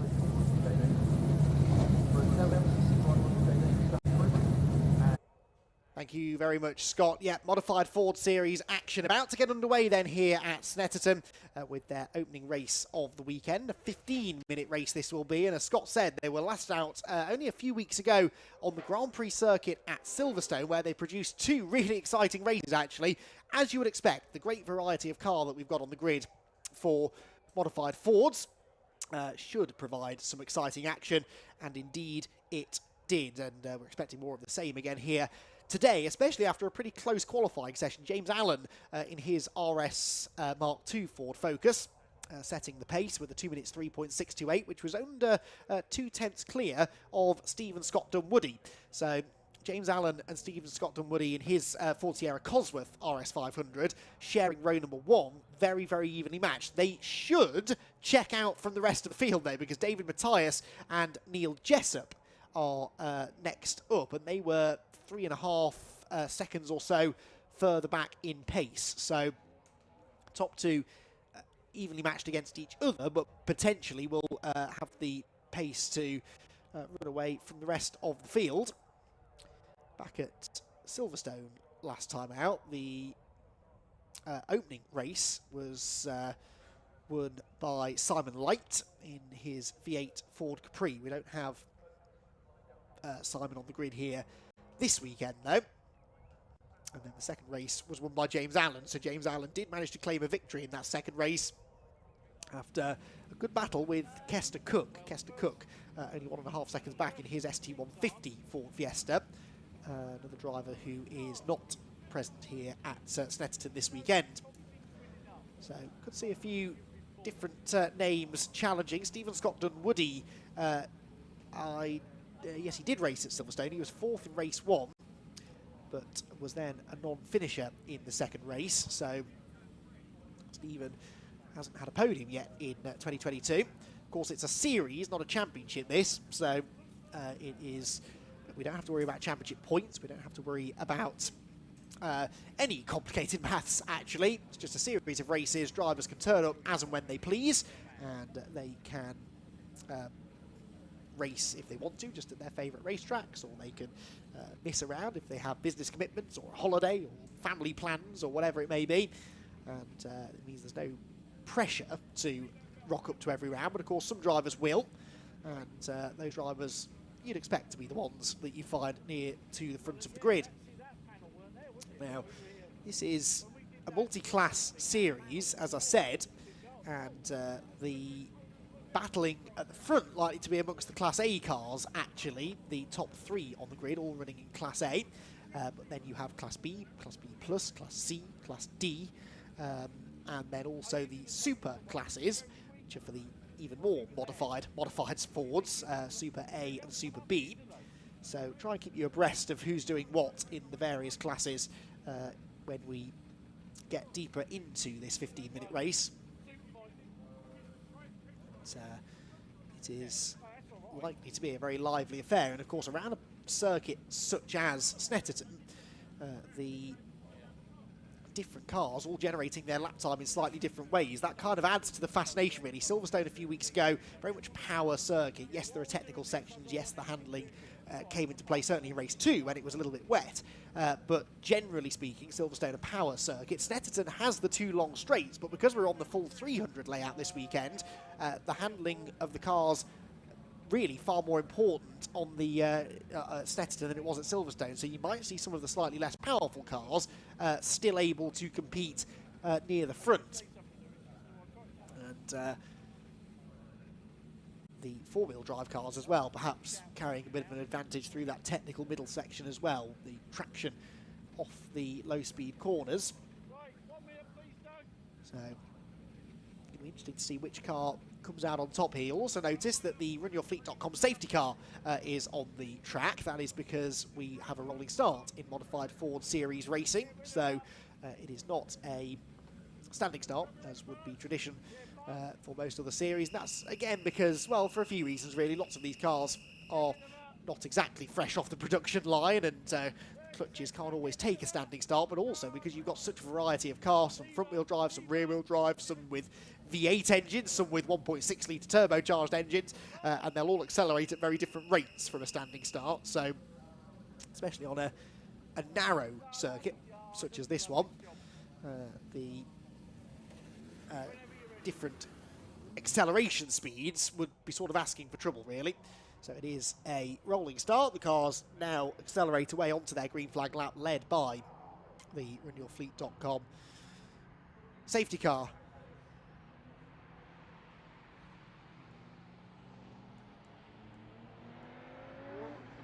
So through they all stream. Fantastic sight and sound they make. I can run you through the grid then. James Allen on the pole position, as I've said, in the Focus RS Mark II by less than 0.2 of a second in the end over Stephen Scott Dunwoody. David Matthias and Neil Jessup will make up row 2. That's a Ford Sierra Sapphire Cosworth ahead of the Escort Mark II Zack Speed, and then a very similar car, and Martin Reynolds will head up the 3rd row ahead of Paul Neville in his Escort Mark II.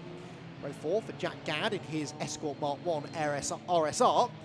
Standard Mark I Escort of Mike Thurley for company. In the top 10 completed by Josh Payton in his Cortina Mark II and Clifford Pellin in the Ford Fiesta. I've remarked at Silverstone you don't see many Mark II Ford Cortinas anywhere, let alone on racetracks, so good to have the Josh Payton example racing with us again here this weekend. Outside the top 10 then, Harry Hardy in his Ford Puma starts 11th alongside Lloyd Jameson on row number 6 in his Escort Maxi Cosworth. Then the Fiesta ST150 EcoBoost of David Guthrie and the Ford Sierra Cosworth of Mike Watson together on row 7. Row 8 for Oliver Bullion and Alex Bohm, another pair of ST150 Fiestas, and row 9, Alex Howe in a Focus Estate and Chris Baker in an Escort Mark III RS1600. Now, I wonder whether that Focus Estate of Alex Howe is the same one that we saw racing at Silverstone. I think it might be. Rob Lewis was at the wheel of it at Silverstone. Yes, it is, I think. Rob, who is racing driver turned presenter now. He's the presenter for the Silver Lake Citroen C1 series here at the Brscc. And the Focus Estate is a competitive car that Rob really enjoys driving. But this weekend, for whatever reason, Alex appears to be at the wheel. Anyway, continuing with the grid, row 10 is Chris Smith and Ralph Higson, 2 Focus Mark I's. And then outside the top 20, Jody Sloss in a Fiesta and Gary Littlewood likewise. Then the Sierra Sapphire Cosworth 4-wheel drive car of Wesley Mott. That is one of only 3 Super A class cars. He's got Colin Tester's Mark 6 Fiesta for company on row 12. Row 13 is Tyler England and Gary Johnson. Fiesta Mark 4 ahead of Escort Mark 1. And then Dan Cowan and Demetrius Neophytou are next in 2 more Ford Fiestas. Lots of Fiestas, in fact, towards the back of the field. Jason Stone is in another one ahead of the Mark I Ford Focus of Paul Solm on the 15th row. Row 16 for Colin Claxton and Dave Barrett. Escort ahead of Fiesta. Then it's Anton Martin and Damien Smith with Piers Warwick, Ollie Allen and Piers Grange at the back, although the latter 2 did not set a lap time in qualifying. So whether we have the Fiesta and the Escort at the back of the field, I'm not so sure. I can see a Fiesta at the back of the field, but that doesn't necessarily narrow things down. I think that is the Mark 6 of Ollie Allen. Piers Grange potentially absent. Piers Grange, who has been pretty rapid at the wheel of that Mark II Escort in the past, but perhaps is not going to be taking the start of this one. So 2x2 they run then. And once the field makes its way out of the final turn, the RunYourFleet.com pace car will head for the pit lane and we'll be away and racing for 15 minutes in the modified Ford Series here at Snetterton, expecting a close battle here between James Allen and Stephen Scott Dunwoody at the head of the field, as they were very, very evenly matched in that qualifying session earlier on. There you can see the Focus, the black and white Ford Focus of James Allen will start on driver's right, and then alongside Stephen Scott Dunwoody in the white Sierra Cosworth. Here we go then, 15 minutes. If you're a fan of the Blue Oval, then you've come to the right place here at Snetterton, as well as all of our Ford Fiesta action. The modified Ford Series now taking centre stage. And for 15 minutes of racing action around the Snetterton 300 circuit, we are about to go racing. The revs rise then, clutches drop, away they go. And pretty clean start, it seems, from the front row starters, and it is going to be from the outside of row one, Stephen Scott Dunwoody, who gets the lead, so a bit more power maybe in the Cosworth Sierra. We'll put him out in front. There's a spin though, there's carnage, and that's the pole sitter. Absolute mayhem at turn one, and James Allen has gone around. He's taken Neville with him there, I think Paul Neville, and is that Jack Gadd who's gone out wide too? I think the two escorts both getting collected there, but that was all because James Allen had had a spin, possibly on cold tyres at turn one, and he now finds himself pointing the wrong way, so not the start to the race that we were hoping for, and unfortunately for us, that means that we are robbed of our battle between James Allen and Stephen Scott Dunwoody at the head of the field. The red flags are out, and James Allen there, his car is an absolute mess, isn't it? Damage to the right rear, possibly some damage to the front as well. Oh no, and that is the that's the Focus. That's the Focus off in the barriers as well. That is Alex Howe, who has headbutted the barriers going down into Agostini. There's another car off as well. That is the number 44 of Mike Watson. I suspect that this is being caused by some drivers checking up more for the red flag than others. And, well, more damaged cars, unfortunately, halfway round the opening lap. And this will now be a full race restart, so everyone who's still running will get back on their grid positions. How reversing down the track now. You can see the damage to the under tray, but it's the front end damage I'm more worried about. And he's going to try and take that access road and Agostini back into the paddock. He's waved down briefly by Marshall. But big damage to the front of the Focus. I don't think that is actually the same Focus that we saw Rob Lewis out in at Silverstone. So that is, it's definitely, the blue and white car is definitely Paul Neville. I think that is, no, it's Mike Thurley, excuse me. It's 29, not 59. So Mike Thurley, the other car on the left with Paul Neville. But drivers out of their cars, which is the main thing. James Allen over there as well. And he is not particularly happy. Unfortunately, though, I think that when one car gets spun in front of the field, there is very little blame that can be apportioned to those who come through and collect them, because, I mean, they were 3 wide going into that first corner, even that far up the field. And sometimes there just isn't any way you can go. And sadly, lots of damaged cars, and that has taken a few competitive cars off the grid for this one, unfortunately. So red flag out then, the time will be reset, likely not to the full 15 minutes though, because the race had we were a little bit delayed anyway, and now obviously the this red flag, the recovery will take a few minutes to deal with as well, so we're going to have possibly a shortened race, but more news on that as and when we get it.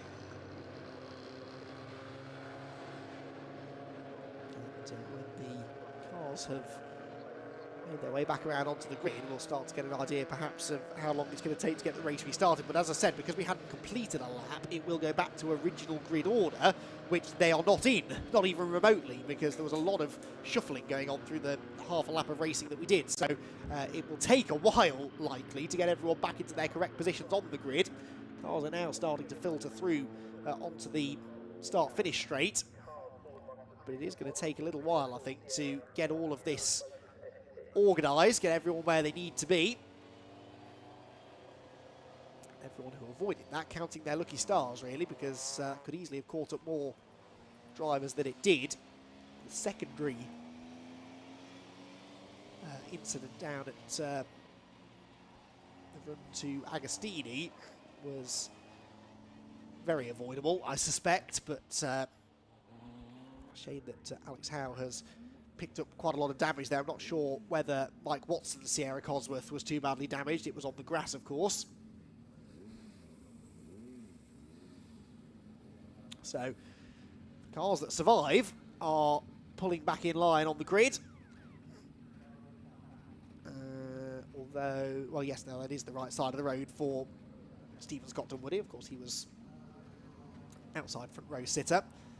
Sat first of the Zaxpeed Mark II escorts coming into line as well. In fact, both of them are there now. Martin Reynolds on the inside, Neil Jessup on the outside, it should be. Of course, we will be missing number 33, Paul Neville. Number 29, Mike Thurley, and of course number 77, James Allen, and that's a real shame. I'm not sure what happened to James though, because he was on the inside going into turn 1, having been overtaken by Stephen Scott Dunwoody on the run 2 ridges.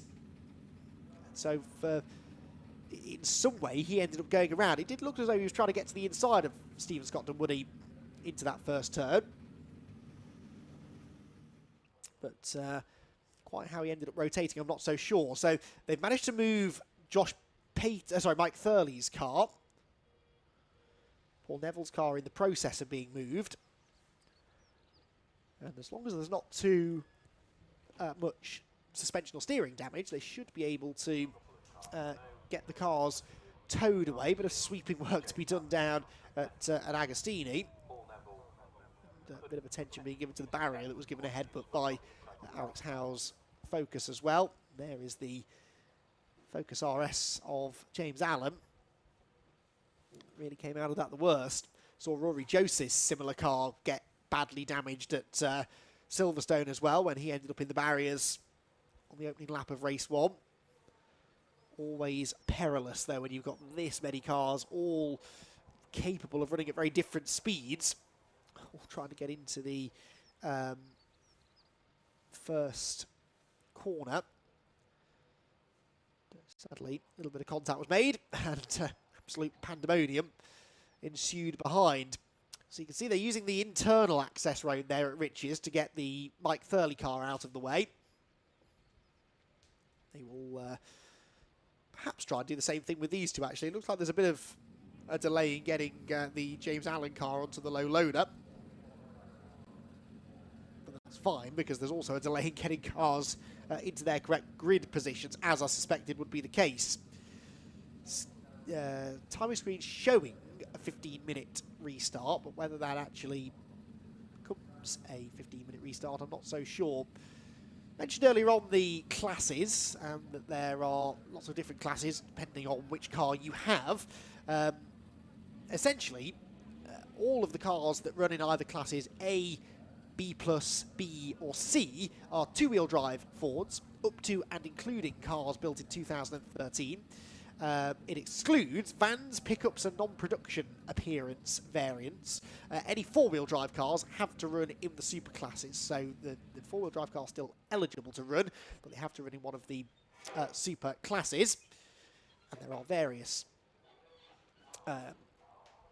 restrictions and various categories that you have to fall into to be placed in one of the other classes. So the James Allen car there that you can see being recovered, that runs in Class A, which is for forced induction multi-valve engines over 1750cc. It includes EcoBoost engines, normally aspirated multi-valve V6 engines, and any V8 engines. So essentially, the more powerful cars on the grid. And then they get gradually less powerful as you work down through the classes. In the super classes, well, that is all four-wheel drive cars.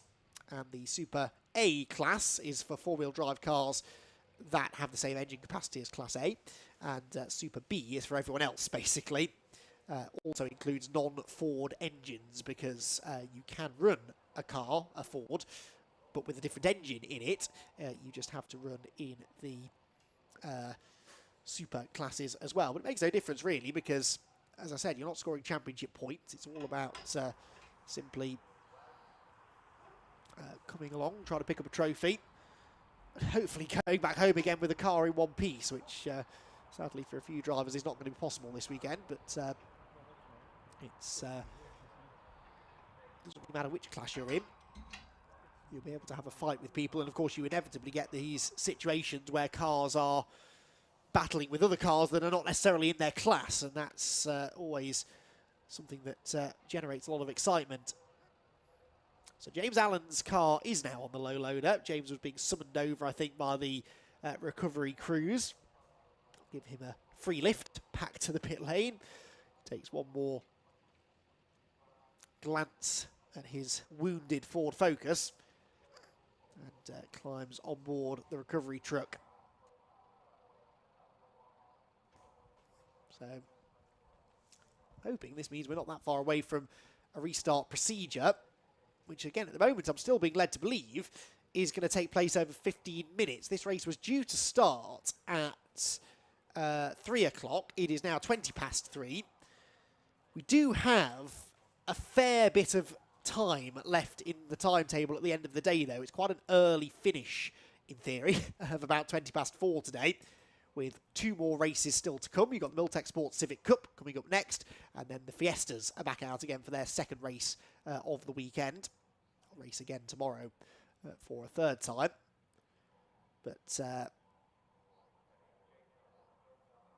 we do have, well, actually a couple of hours to play with at the end of the day. So they probably won't bother shortening the race. We'll still run to the full duration, which is good news. And certainly for the drivers who are going to be taking the restart, they'll be very grateful for the fact that they're going to get the full 15 minutes in. They are going to use the internal access road by the look of it to get that car out of the way. Oh, they still haven't got Paul Neville's car on its recovery vehicle. So this is all taking a little while. I think the good news is that whilst this has all been going on, they have got everyone back into grid order. So as soon as they're given the all clear, they should get a green flag lap underway. There you can see cars on the grid. Martin Reynolds with his driver's door open, just letting some cool air in. 1 or 2 cars, I think, that couldn't quite get into their correct spots, but they are, of course, going to go out onto this green flag lap for another rolling restart, so they'll have time then to make absolutely sure that they're in the positions they should be in. Of course, all alone now on the front row of the grid will be Stephen Scott Dunwoody. Big shame that, though. I was looking forward to the scrap between he and James Allen, but I wonder whether someone else now can step forward and take the fight to him. Unlikely based simply on qualifying times, but David Matthias was 3.5 seconds slower than Stephen in qualifying. He's at the wheel of the white Sierra Sapphire Cosworth. We're going to have quite a good battle between that next group, actually, because certainly Martin Reynolds all the way back to Clifford Pellin in 10th position, so that's 5th down to 10th, were all separated by less than a second each, and often by less than half a second each. Of course, that did include Paul Neville and Mike Thurley, who are now clearly not going to be taking the restart. There is Paul Neville's Mark II Escort being taken away from the scene. But, we should still have some good battling there, and of course for the classes, well, actually this has made a bit of a difference too, because Thurley and Neville were both running, Neville was in Class B+, and Thurley in Class B. But it means that Martin Reynolds is now let off the hook a little bit for Class B+, because he and Paul Neville were very evenly matched in qualifying, 6/10 only between them. Whereas the other classes that could be a little closer, Class C sort of dominated by Alex Bohm in qualifying, but only a second or so quicker than his next opponent, which was Gary Littlewood in the Ford Fiesta SE 1.6. So we get a better look at the front now, Paul Neville's car, and that's really where the damage is, that right front corner. He's obviously clipped James Allen's car, I presume, as it was rotating. It's just damaged the bodywork to the front. The wheel is damaged, but I'm hoping that the suspension isn't too badly damaged, and that maybe, just maybe, we'll see that car again tomorrow for race number 2. That car is off the track though, which means that the green flag lap can get underway. I think that caught Martin Reynolds out a little bit. The door not quite closing. They have shortened the race, by the way, now to 12 minutes. So 12 minutes, the race duration now. Let's hope we can get, well, let's hope we can get going cleanly. We haven't even got the green flag lap started. There is a car on the grass. That's because someone had stalled. That was Neofatu. Demetrius Neofatu in the number 24 Mark 1 for Fiesta Crossflow. Got away all that quickly. And Paul Sol, I think it was, in the number 48 for Focus, a little impatient trying to find a way past him. So let's try this again, shall we? Once again, this eclectic mix of blue ovals makes its way around the Snetterton 300 circuit on the green flag lap. 12 minutes now on the clock. Stephen Scott and Woody, the clear favourite now, it must be said, to claim a race win. But real question, I guess, now is who will join him on the podium and who is going to come out on top in some of the other classes. Of course, you can never really take too much for granted, though, in races like this, because a lot of these cars can be affected by some mechanical misfortune, shall we say. So always the chance that mechanical gremlins can strike, and that's why it's important for the others not to let their heads drop too much, just to try and stick in it till the end and maybe have a chance to steal a victory should anything happen to Stephen, whose car is sporting SO British Touring Car Championship livery. I think it's an ex-British Touring Car Sierra Cosworth RS500. It could be, I suppose, because it was the RS500 that was used through the 80s. Dominated, in fact, in the BTCC. Do some digging, I think, in the paddock after to find out about that, but it's certainly a well-presented car, as all of them are, actually. It doesn't matter whether it's one of the older cars on the grid or whether it's one of the new-shaped Fiestas. They're all beautifully presented. And, that's a big part of a series like Modified Fords. Drivers and owners proud to show off their car, basically. And they don't want to be incurring any damage to the car along the way.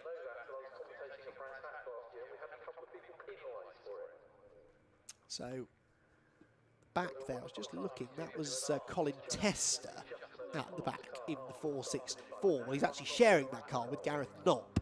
But Colin Tester was supposed to be starting 24th on the grid, and I think he started from the back initially, so unless there's been an amended grid at some point, I guess there must have been, because the 464 car started at the back on the initial start and is back there again this time, so not quite sure what's going on. Maybe because it's a change of driver, actually. That is a very good point, because it's two drivers sharing the car. It probably has to start from the back for this race, so explains why that one's at the back. I think the timing screen was telling me it was Colin Tester at the wheel.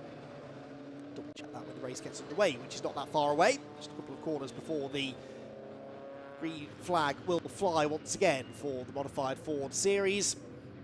Let's hope they all get cleanly through turn 1 this time around, because it's a race we want to get in here, and we want to see these cars really able to stretch their legs around a technically demanding circuit here at Snetterton.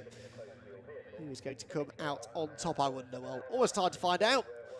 Through Marie's they will go. And Stephen Scott Dunwoody now all on his own on row number 1 of the grid, with, in theory, no one to challenge him. Of course, he got the better start anyway, even when James Allen was on the front row.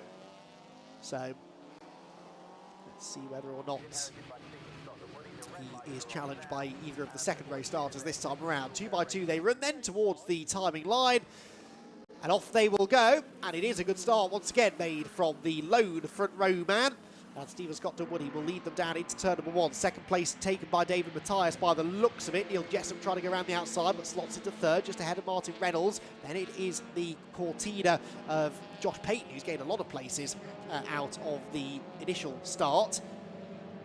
And this time they all get cleanly through. A much smarter run through the first corner. That's the number 7 of Jody Sloss up the inside of the 444 of Oliver Bullion. They are running both in Class B, actually. Sloss has gained a lot of places there, I think, to get on turns with the number 444. Either that or Bullion's lost some ground because they started about 6 or 7 places apart. Anyway, down towards the braking zone at Agostini come the 2 Sierras, the Cosworth ahead of the Sapphire Cosworth. And it is Scotland Woody who leads the way. That's the number 44 car of Mike Watson, who was on the grass at this point on the initial start. And he almost found himself on the grass again with a big rear lockup going into Agostini. Slips up the inside of the number 7 car, which then loses another place by the looks of it into Hamilton. Jody Sloss now starting to slip backwards again, but pretty close battle going on here at the front of the pack as Stephen Scotland Woody is not escaping, is he? And look at the Zach Speed escort of Neil Jessup there as it was power sliding its way off Williams' corner and looked as though it was about to challenge for second place down the Bentley Straight. He wasn't quite able to get the run. That's the Cortina into 4th, would you believe, of Josh Payton. Car number 39, which is absolutely flying here today at Snetterton. So the Cortina nibbling at the coattails of the Zach Speed escort in front. That is a car that, remember, qualified only 9th. Now, OK, it's gained 3 freebies, if you like, through others not able to take the restart, but Payton's still driven well on this opening lap to get up there into podium contention now. There goes the number 42 car, which I saw making some moves earlier on. Wesley Mott running in Super Class A. Leaders, though, coming through, and I've just seen out of the window there's been a change for 3rd now. Payton up ahead of Jessup. That Cortina's got some grunt in a straight line. And Payton up into P3 with a standing lap, or a rolling start, I suppose, but a first lap of the race of a 2 minutes 14.1. He's under a bit of pressure now, though, from Jessup as they turn through the Wilson hairpin. Slithers out wide. 2 similar looking cars in a way, or aero on the Zach Speed Escort, of course. But, it's Payton who seems to have, with maybe a slightly lighter Cortina, a bit more pace through the twisty sections, and it also looks as though the Sapphire Cosworth of Matthias is a bit quicker than Scotland Woody through the more technical sections as well, because what was a 9/10 of a second lead at the start of the lap has crept down slightly through the first sector. Purple first sector, though, set by number 27, and that is Martin Reynolds. Now, Martin Reynolds started 5th, which became 4th on the restart in his Mark II Zach Speed Escort, and crossed the line still in 5th, but it meant he'd lost a position, of course, to Payton in the Cortina and lost touch with the leaders altogether. But he's starting now to close back in again with the purple opening sector. Out onto the Bentley Straight we go again, though, and this is where the power of the Sierra Cosworth RS500 really starts to show. All of that power comes at a price. It means that Stephen Scotland Woody is having to brake quite a bit earlier than the cars chasing him. We could have a bit of a race on our hands here, actually, especially if Payton can get up and challenge Matthias for 2nd. I think he might have half a chance of going after the overall race leader. Out towards Coram they come then at the end of the 2nd lap of the race. Shortened race, of course, so we're already into the 2nd third of it now. Out onto the pit straight they come once again then. Stephen Scotland Woody was 0.962 of a second clear at the start of the lap. He is now 1 second clear, but it only went up by a few hundredths. It's a fastest lap, though, by Payton, a 2 minutes 6.817. It's only a 1,000th of a second quicker than Scotland Woody, but he's got the pace here, hasn't he, to try and challenge. Never a great run through the first corner there, though, did he? Drop back a little ways all over the grass coming out of Riches, having to wring the neck of the Cortina in order to find all of his lap time. And this is, again, to my point earlier on about how some cars generate their lap time down the straights, some generate it through the corners, and you can have a very, very powerful car, but you might then lose a second through the middle sector to some of the more agile and nimble cars. Purple first sector now, though, set by Scotland Woody, and he is a full second quicker in sector 1 than Payton, actually. There goes Reynolds looking to the inside of Jessup. Reynolds in the end did a 207.948, so he lost some time in the second half of that previous lap, having gone quickly in sector 1. But, Stephen Scotland Woody now starting to stretch his legs a little bit in that purple first sector. In fact, nearly a full second faster than anyone through Sector 1, so he's almost doubled his lead already. Top two cars both running in Class A. Peyton in third leads in B+, Jessup in fourth leads in Class B itself. Super A is led by the number 63 car of Lloyd Jameson, running in sixth place overall. And Class B, I think was the, sorry, C was the other one I hadn't mentioned, which is led by Alex Bohm, down in 17th place. Change there for fourth position. Reynolds passed Jessup down the back straight. And so Neil Jessup slipping behind Martin Reynolds, who of course is in the same class as Peyton. They're both in B+, so he now will set his sights on the red Cortina, which is several seconds up the road, but as I said, Reynolds starting now to unlock some pace, it seems. There goes Lloyd Jameson, the number 63 car, the Escort Maxi Cosworth. The race leader goes through and sets a new fastest lap, a 2:05.521. Nearly 2 seconds, though, off the pace that they were doing in qualifying. Confirmation there on the timing tower that Reynolds is now ahead of Jessup. Any of the changes inside the top 10? Not likely. I think everyone's pretty well spread out, aren't they? Here goes Lloyd Jameson's number 63 car. Running not in a class of its own, it is in the same class, for example, as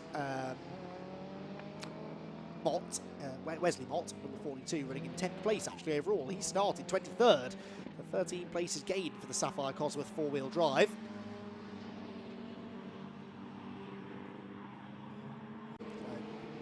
Second half of the race then, ignore the time on the timing tower, by the way. This is a shortened race now, of course. They've got 4 minutes and 40 left to go. As here is a nice side-by-side battle. Ralph Higson there in the Mark 1 Turbo Ford Focus. And I think that is number 44, isn't it? Yes, it is. Mike Watson recovering from a couple of moments already that he's had this afternoon. And Mike Watson trying to find a way past the Ford World Rally Car inspired livery on the Focus ahead. So yeah, 4 1/4 minutes to go. And this battle that is going on for 12th and 13th place. They are running, Hickson and Watson. And they're both in behind the Fiesta there, aren't they, of Oliver Bullion, number 444, who runs third in class at the moment. Very steamy car. That's the 17 of Ollie Allen. Ollie Allen in his Mark 6 Fiesta, which did not set a time in qualifying and hasn't set many times in the race either, unfortunately. That car expiring in the pit lane. I do think that was steam, though, as opposed to out-and-out smoke, which is perhaps a good thing. 26 there, Colin Claxton's Ford Escort Mark 1. Being overtaken nearly by the Fiesta on the run towards Hamilton, but again the Fiesta gets off the corner so much better, being lighter, but doesn't have the grunt down the straights, and now actually might lose a place, does lose a place to Paul Solm in his Ford Focus by the time they reach Hamilton. It's number 13 of Dave Barrett. This is all going on right at the very back of the field, so again, no matter where you are in the field, you've got a race to be had. Leaders, by the way, have just gone through. Lloyd Jameson has moved ahead of number 83, Neil Jessup now, for 5th position. Also a change for 7th, as number 61, David Guthrie, has got the better of 191, Harry Harley. All of those were passes for class position, simply overall position. It's all about your overall class position that ultimately matters when it comes to the trophies. Lead gap now 2.5 seconds, and they really have spread out. Peyton has dropped 2.8 seconds back from second place. One car running very wide there out of... Oh, in fact, 2 cars are off for the final corner. And that's hopefully not Alex Bohm. I think that's his teammate. No, it might have been Alex. I think it was Alex Bohm that just went off. He was the class leader in Class C, and he rejoins still as the class leader in Class C, thanks to his sizable lead. But the black and yellow Ford Fiesta there, number 124 of Alex Bohm, with a big moment at the last turn, almost made me wonder whether there was some fluid down at Murray's corner, because he wasn't the only one to go off, was he? Number 36 of Gary Johnson, the Mark 1 Escort there, the burgundy coloured car, which is under pressure from the similar machine of number 128 Chris Smith, also slipping off the road. Chris Smith, I think, is going to make that move. Yes, he does. Gets clear by the time they turn into Palmer's. Down towards the braking zone in Agostini. It's now the turn of Jason Stone to try and get his Fiesta ST150 up the inside. Capable of braking quite a bit later than the Mark 1 Escorts. But wasn't quite close enough. Again, gets better traction off the corner, but then doesn't have the straight line speed to match the Escort on the run to Hamilton. Leaders, by the way, have just gone through to start their final lap. 2.8 seconds now between Scott Dunwoody and Matthias. 55 seconds left on the clock, so this will be the final lap of the race. And up the inside there slips the 134 into Williams. Jason Stone does now find a way past and gains an extra position. Now puts him in 16th place, I reckon. There is Stephen Scott Dunwoody. And, well, was made to work for this, actually. A bit harder than I thought he would be. With once James Allen was out of the picture, I kind of expected Stephen to just romp away with it. And he has built up a nearly 3-second cushion. But in the early stages, it looked as though perhaps David Matthias and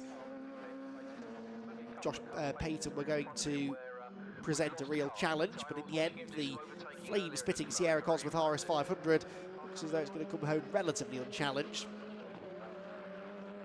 Let's hope that James Allen can get his focus fixed for tomorrow, because he would be really one to watch charging through from the back of the grid, as he will be. You can see the gaps at the front of the field, pretty sizable between the top 3 or 4. Who, in the top 4, they represent 2 different classes, top 2 running in Class A. Peyton Reynolds in B+. So Scott Dunwoody is coming towards the final turn. He'll be very happy to see the checkered flag this time, because there's a whole sea of back markers just up the road waiting to be caught.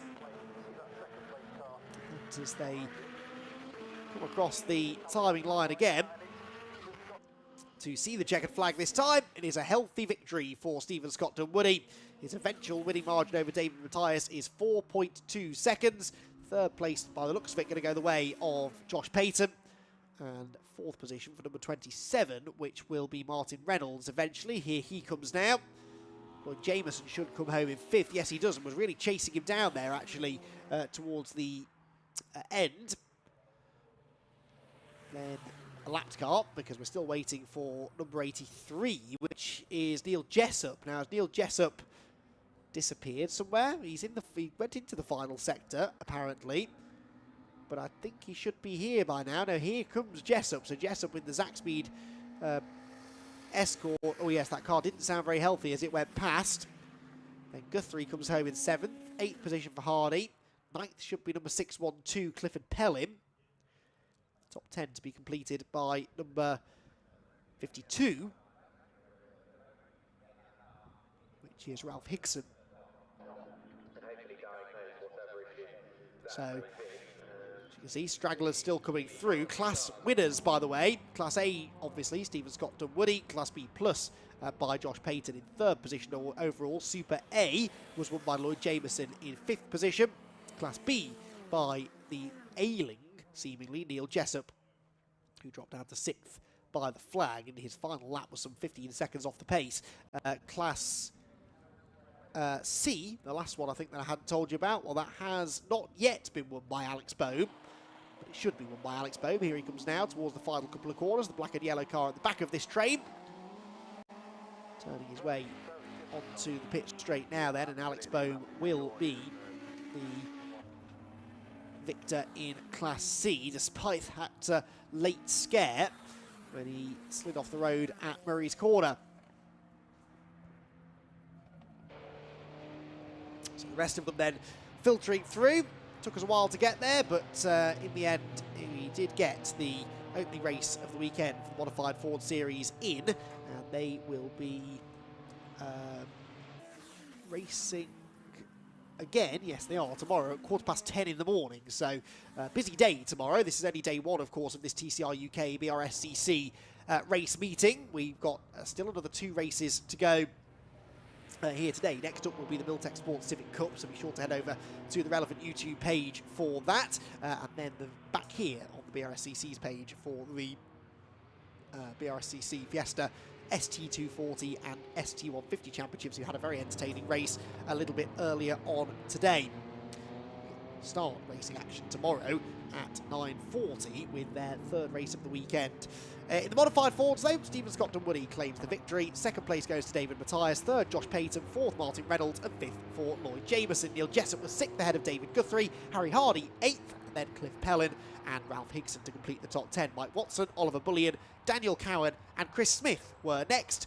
And then in 15th position, we found Gary Johnson ahead of Jason Stone. Alex Bohm in 17th claimed the victory in Class C by 8 seconds in the end over Demetrius Neophytou in 18th, 19th for Tyler England and 20th for Jody Sloss.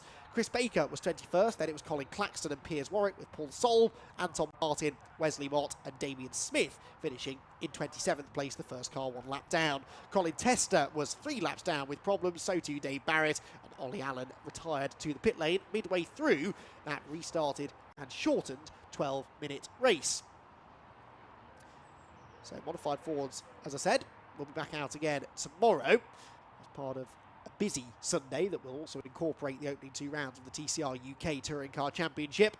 Their first race, incidentally, due to kick off at around about 1:15 in the afternoon, but it will be a full day of racing tomorrow with, as I said, the third race of the weekend for the Fiesta ST240 and ST150s, the second race for the modified Ford. There'll also be 2 races for the Brscc Fiesta Junior Championship. There'll be a race for the Miltech Sports Civic Cup. The City Car Cup will be back out again. And also we'll have the debut of the Brscc Supersport Endurance Cup, a 2-hour race through the mid part of tomorrow. So modified Ford action is complete. Let's head back over to Park Ferme and join Scott Woodwis. Well, always fantastic action in the modified Fords. Great variety, great depth of cars in the mix. Unfortunately at the start, but of course we got racing underway eventually. The man who took the victory is just off here to my left, so I'll bring him in. Steve Scott Dunwoody, race winner for today.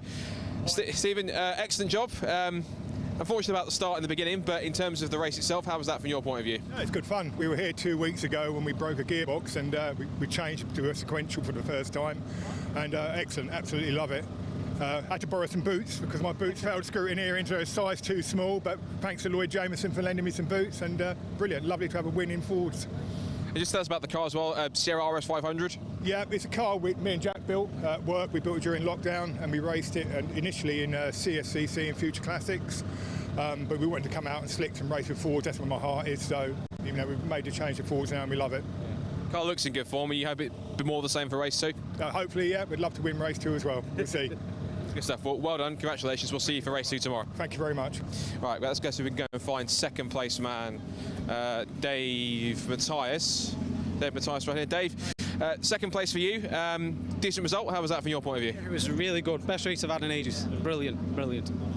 Just tell us a bit about the car. It's a Sapphire Cosworth you've got underneath you. Yeah, Sapphire Cosworth, 2-wheel drive.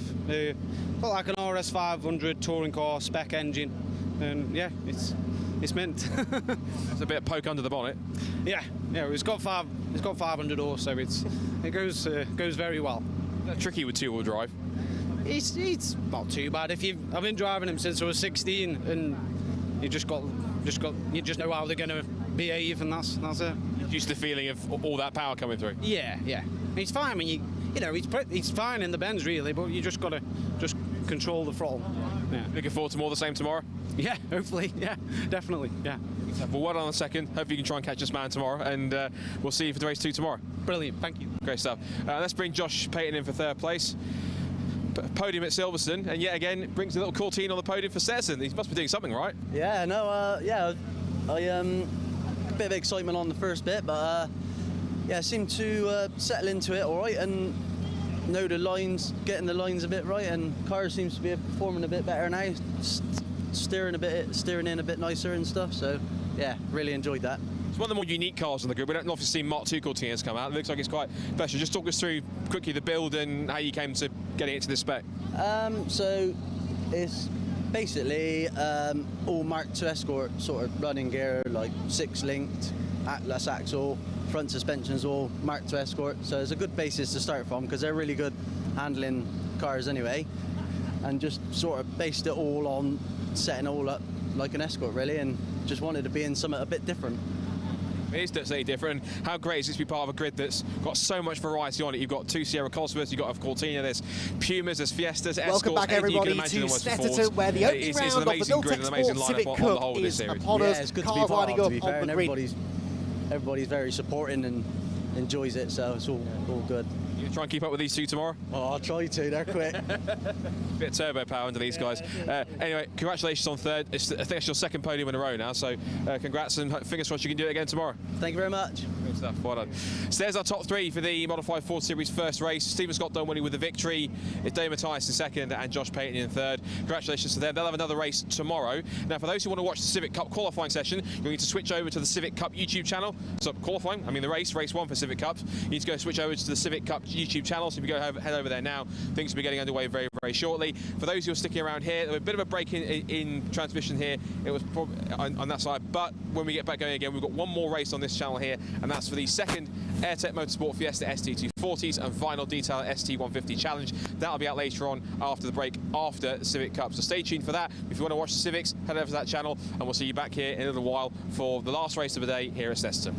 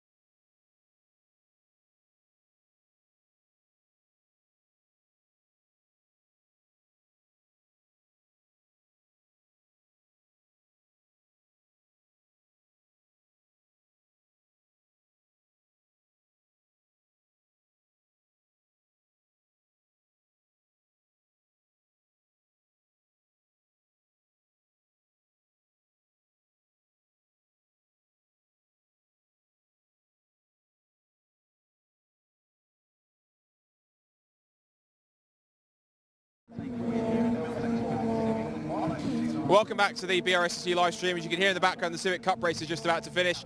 So we're down here in the assembly area for our final race of today's action, which is the second AirTech Motorsport Fiesta ST240 Championship and final detail ST150 Challenge race on the combined grid. Zachary Lucas is back on pole position again, courtesy of his race 1 win. He's got Simon Horrobin alongside him with Alistair Keller in third. Watch out for the likes also for some of the young juniors coming through. Ollie Turner, Albert Webster, Joseph Knight. They are 4th, 5th and 6th on the grid. Should also give a mention to our ST150s that are just down towards the bottom end of the pit lane, but in the assembly area, which is Ethan Rogers in number 11, 41 for Sam Watkins, and then 24 Matt Pim. They were the top 3 yesterday. I think when we do the podiums for this one, we're going to do the ST150s first because they have to be weighed in assembly area. But this is what the new look of Fiesta racing for 2023. And before, when we had the ST240s, the ST150s together, there was Brscc spec ST150s. They've now moved across to join the what was known as the STXR spec ST150s, and they're in one championship together. Whereas the ST240s are left in the Outstanding Fiesta Championship to make a standalone championship of themselves, being just for ST240s. Really great car that got brought in 2020 during the pandemic. It was being developed as an invitation class car.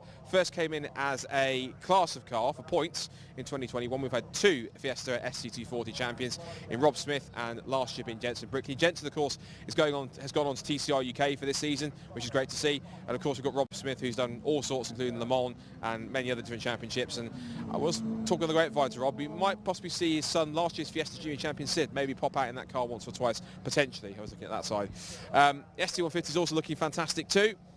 Got plenty of the drivers who are left over from the STXRs from last year joining once again. We've got a few new drivers in the mix as well. Spoke to Jay Goodwood earlier on, who's one of the new drivers. She's quite excited to get involved. And on the whole, this slightly new structure for Fiestas is kind of just streamlining everything to make it essentially one generation of car per championship. It makes it much easier. One thing we've introduced for this year for the ST240s, there's a new class structure for pro, for club, and also there's a masters contest for drivers aged 45 and over. So in the top 3 that we had for yesterday, for the first race earlier on, it was a win for Conor Blackburn in the club class, followed by, in second place, Morgan Kidd, and third place, Caitlin May. So that's a different class and some extra trophies handed out for them. And I think in the Masters class, it was probably Simon Horrobin who came second overall, but he's eligible for that trophy with Alistair Kelly in second place. It's a big year for the Fiestas, of course, particularly with the Fiesta Juniors part of the TCR UK support package. So they've been entertaining already in free practice and qualifying. And both the Fiesta Championships will appear on the TCR package at some point throughout the season. It's been good to see. Other notable names, particularly in this race, for switching topics. I'm intrigued to see how Matt Luff gets on in this one. Matt Luff has done quite a few different races. The Civic Cup he was racing in last year, which has just been out. Champion in that last year, now switching to the ST240s. Of course, now they're turbocharged still with slick tyres. Very much a tin top, which is very the same. So possibly he's looking to try and go into that kind of tin top area to move forward. So that's possibly his route. Maybe he's looking at TCR UK or something. But Matt's done quite a lot. He's done some MX-5 racing in the past. He's done Ginettas. So he's quite experienced in both front and rear wheel drive. That should make him quite a good all-rounder, which is good to see. Who else is good on the grid that I can have a quick mention about? I've also noticed that the Champions car from last year is back out. Usually these cars tend to get resold on for new drivers. Sean Reynolds, who is no stranger to racing himself, but that car that he has, it's distinctive by the colour on the grille, is Jensen Brickley's title-winning ST240 from last year. So that car back out in competition once again, which is good to see. As for the ST150s, we've got the likes of 10 Sport Racing. We've got the new team which has been put together by Chris Flynn. They've got a 4-car squad, so it's good to see there's a couple of drivers that come across from them, including Sam Beckett, who was with 10 Sport Performance. So he's now moved across to this brand new team. They're all resplendent in this kind of two-tone green and white livery, all 4 of these cars. 10 Sport have got quite a few strong drivers. And of course you have to factor in some of the drivers, teams that are coming into the ST150s that are experienced in the Brscc Fiesta Championship. You've got the likes of JRW Motorsport running Jay Goodwin. You've got also 2010 Motorsport running Sam Watkins and Ethan Rogers. And it's been intriguing to see how that's gone on that side of things. Anyway, enough talking from me. Time to head over to Andy to set us through the final grid for today for the ST240s and ST150s. So Andy, over to you one more time to give us the rundown.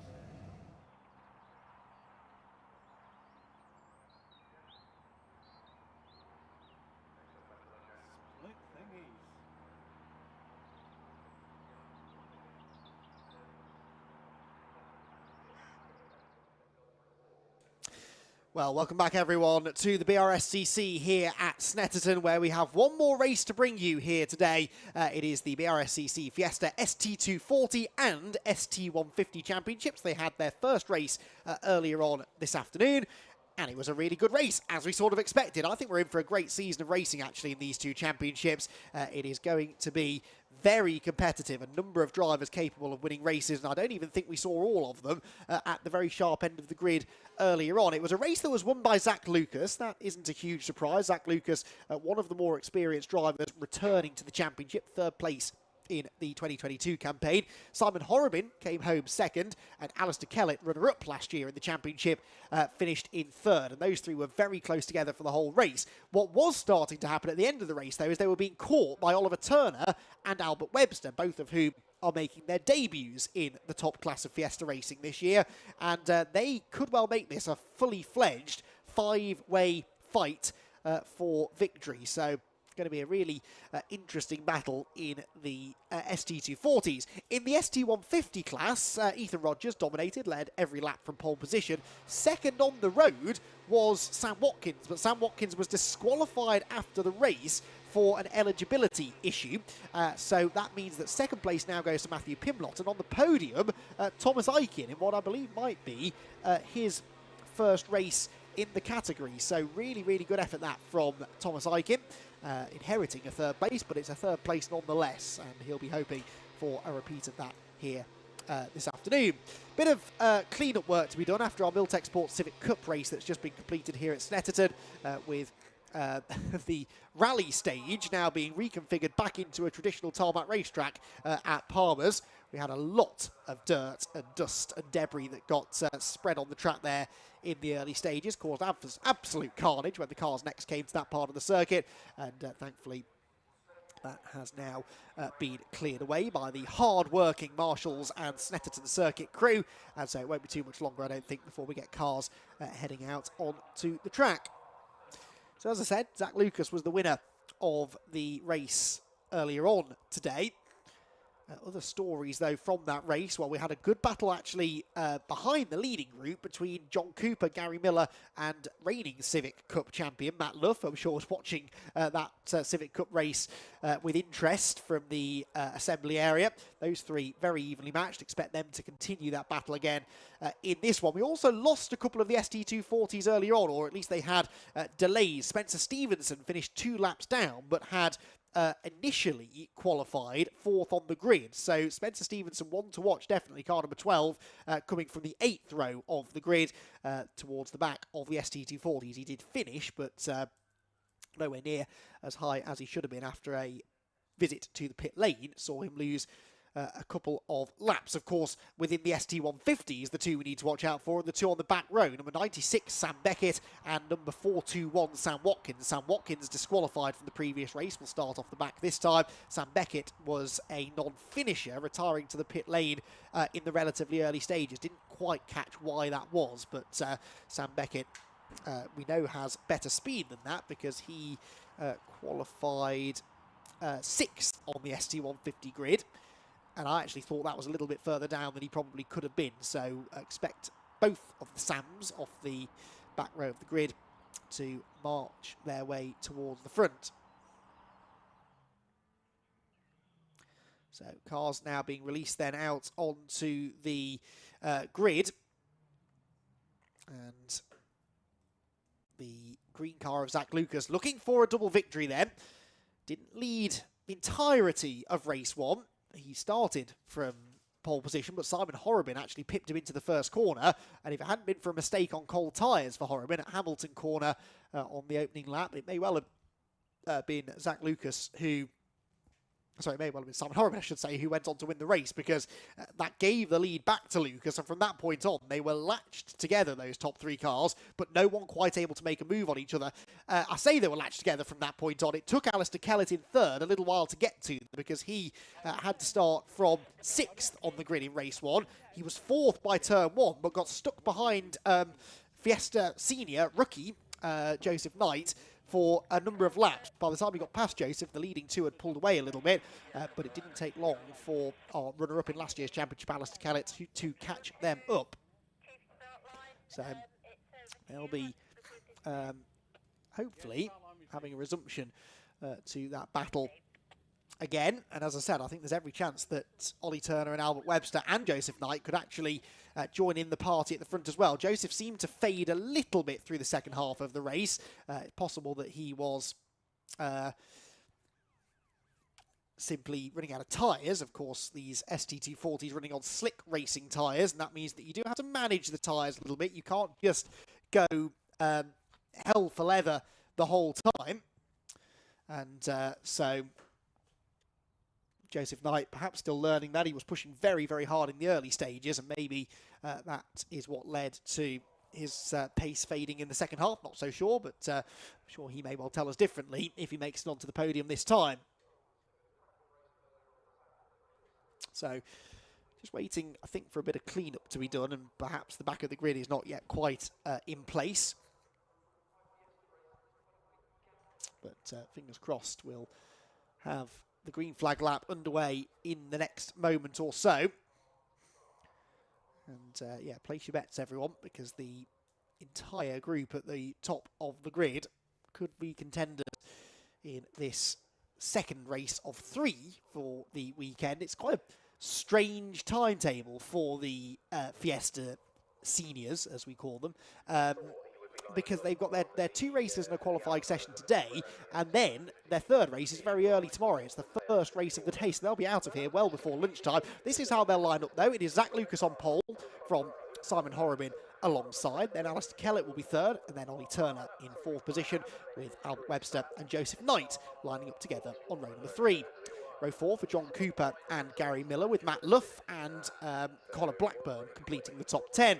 Row 6 for Morgan Kidd and Caitlin May completing the top dozen. Marco Ritchie is next alongside Adam Burdis on row 7. Row 8 for Matt Chambers and Spencer Stevenson. Keep an eye to that red number 12. He should come forward pretty rapidly if they've got that car sorted. At the back of the ST240 grid, meanwhile, Sean Reynolds and Archie Johnson. Then we miss a few rows and we check in with the ST150s because they will start on a delayed start, so 2 different races going on at slightly different times. Essentially, it's Ethan Rogers, who yet again starts from pole position with Matt Pinblett alongside him. Thomas Aiken, who inherited that podium in race 1, will start 3rd, with Michael Blackburn on the 2nd row of the grid with him. Row 3 for Chris Chisnell and Mark Blunt. Daniel Robinson and Anthony Sullivan are next, ahead of Paul Dobson and Chris Flynn. Dobson started from the back in race 1 with a 10-second penalty because he was excluded from qualifying. Aidan Vickers is next alongside Matthew Morton, with Jade Goodwin and Jamie Luthwaite, and then those 2 quick drivers at the back of the grid, Sam Beckett and Sam Watkins, both of whom should be inside the top half dozen by the end of the race, particularly Sam Watkins, who was on the podium in race 1 before that exclusion. So cars begin to make their way around on the green flag lap then here at Snetterton. A really important couple of minutes this to generate the heat of the tyres. It's even colder now than it was earlier on this afternoon. These cars were last on track at 1:10 just as the sun started to disappear behind this now fully overcast sky. No threat of rain though, and I believe the forecast, if you believe it, is the same for tomorrow. So hopefully we should have dry conditions throughout this Easter bank holiday weekend. But obviously, it is a cold day, and the track temperature really not getting much above about 17 or 18 degrees, which is very cold for a track temperature. And these slick tyres require a lot more heat than that. You can really see how hard they're working the cars on this lap. And, it's almost more physical strain being put on the drivers on the warm-up lap than it will be when they get fully up to speed. Goes the distinctively liveried car of Morgan Kidd, the sort of fluorescent day-glow pink livery on the 53, easy to spot in the pack. And they will be looking to move forward from 11th on the grid. There, though, is Zach Lucas, who doesn't have anyone to try and overtake. Has to just try and get off the line a little bit better maybe than race 1. Try and retain the lead through the first corners. Simon Horrobin knows he made a good start last time. Like to be able to do the same again. There goes Sam Watkins, the red number 41 car. Sam Beckett just ahead of him. Two that we expect to move forward from the ST150s. Sam Beckett was runner-up in the ST150s last year. To Mike Blackburn, who of course managed to finish 4th only in race 1, so he wasn't on the podium. Matt Pimblett was, though. He was 4th in the championship last year. Championship that did, until the end of last year, also incorporate the XR Challenge for the XR2s and XR3s, which even as recently as 5 or 6 years ago were producing grids in the high teens.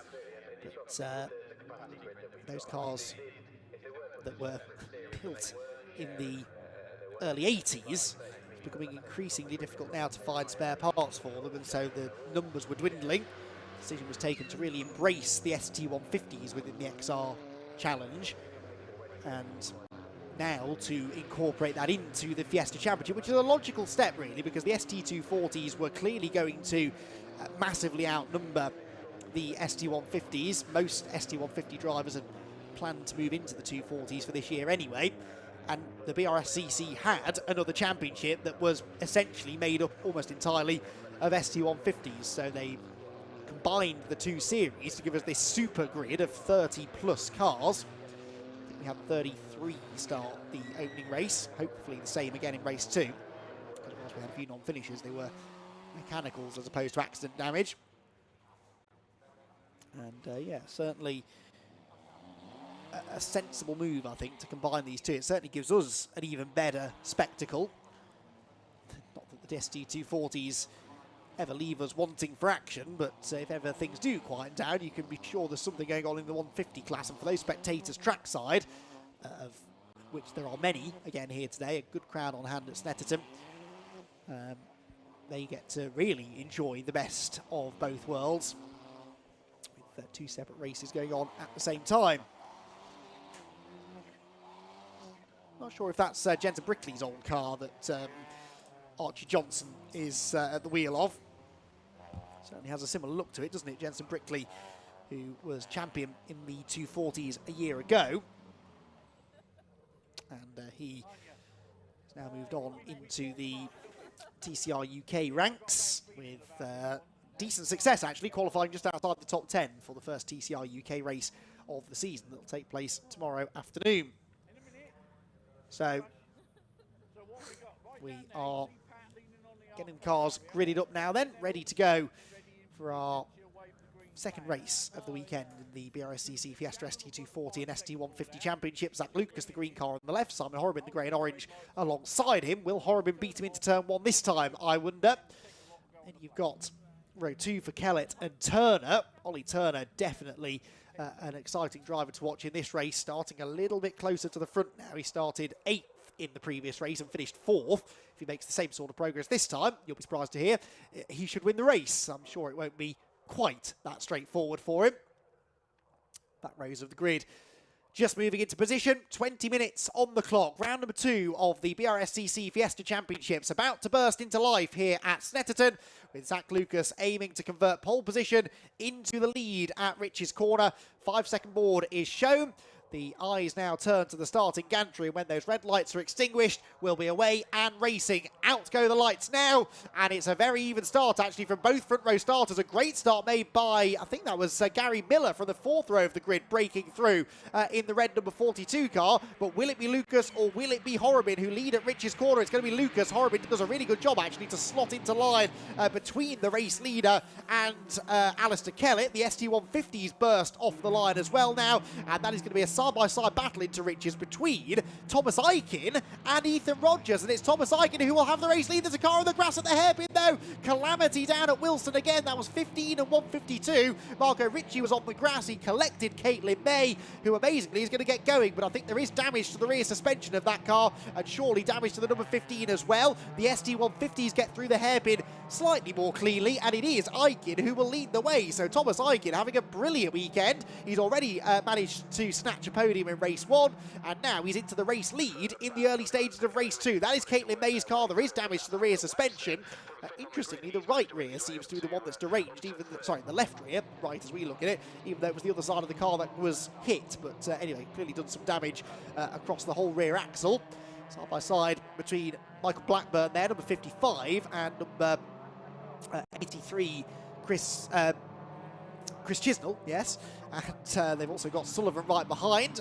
And I think is Caitlin May trudging away after disappointment there. Caitlin would have had no idea what was coming from behind her, as Marco Ricci came careering down the grass on the inside line. So, Lucas leads the way. Second is Horrobin. Who is that in third? Is that... that's John Cooper. John Cooper in third position, so he's had a really good start. It might have been John, actually, I saw bursting through from the fourth row of the grid. They were both red cars, but I think it was Cooper who came through, obviously into third position now. Kellett fourth. So again, the start has not quite gone to plan for Alistair Kellett. Then it's Joseph Knight and Ollie Turner and Albert Webster. So those three ex-Fiesta Junior drivers all grouping themselves together. It's a big lead for Zach Lucas heading towards the end of lap 1, but that big lead is going to shrink very shortly because the safety car is on track. The RunYourFleet.com Jaguar will interrupt proceedings, and we are going to have possibly a lap or two behind the safety car whilst they move Caitlin May's car and bits of Marco Ricci's car out of the way at the Wilson hairpin. Marco Ricci had a pretty sizable shunt at Cadwell last year, I seem to remember as well, so he's no stranger to a repair bill or two, unfortunately. Another car in the pit lane I noticed further back as well. That was Spencer Stevenson. So Spencer Stevenson, who I tipped to make some good progress from the back of the grid, is sadly in the pits again. So obviously still some gremlins that are pegging him back in that car. So through the first corner of the ST150, still Aikin leading in that class from Rogers from Pimlet, so as we saw them last. Mike Blackburn there in fourth position. Now, how are Sam Watkins and Sam Beckett getting on in the ST150 category? Well, I'll tell you, Beckett is 11th and Watkins in 9th, so they haven't made it. Well, I suppose Watkins has gained 10 places. That's not bad going. So they are moving towards the front of that field now. The safety car will help them to catch back as well to those who had made a bit of a break for it. Well, Zach Lucas won't be very happy. He was 3 seconds up the road at the end of that first lap. He really was confident on cold tyres that time. But the safety car eradicates all of that advantage. It also brings the ST150s back onto the tail of the 240s and reduces the likelihood of them having to, the 240s, having to lap the 150s before the flag. So it is potentially going to be a slightly more straightforward race this time around without the two classes mixing in that way. So I think we'll have hopefully slightly cleaner race. Not that there was contact between the two classes, but it's always a bit of an awkward one where a quicker class in the final laps of their race are battling for race wins and podiums when they're also trying to dodge between another class of cars who are also fighting for positions in the closing stages. So hopefully we won't see that this time. The safety car at least will spare us from that. What a start that was from John Cooper then, from 7th on the grid to 3rd by the end of lap 1. It's Marco Ricci's car with that damage on the front. But yeah, Cooper really flying in the early stages. Caitlin May's car is being taken away on the flatbed, so that's going to take a bit longer than I thought it would.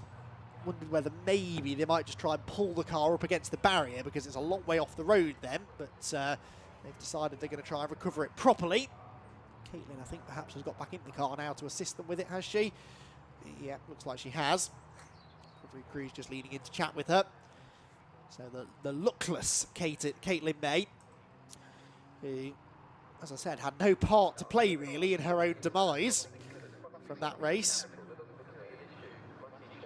So, be hopefully back out again tomorrow for the third and final race. The car not too badly damaged, and will get the full quota of focuses back out on track again tomorrow. The ARW Motorsport team with some work to do to get that car fixed. They run a number of cars in this championship, actually. Always used to be the case that Jam Sport were the team who ran more cars than anyone else in Fiestas, and they are still running a lot of juniors, but actually I think with the exception of Archie Johnson and Ollie Turner, the only two cars that Jam Sport are running in the Fiesta Senior Championship, Jamie Going's team, which over the last couple of years has run cars in TCR UK as well, taking a step back from that this year, focusing on where it all started for them really, with the blue oval. So going to get another lap behind the safety car, unfortunately, as the pack weaves its way past the start-finish line.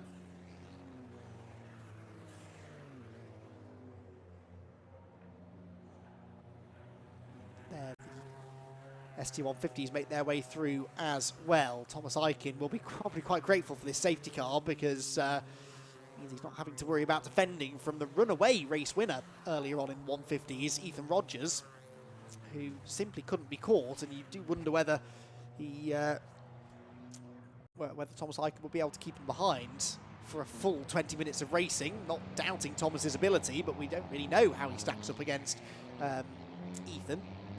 Done a lot of racing together.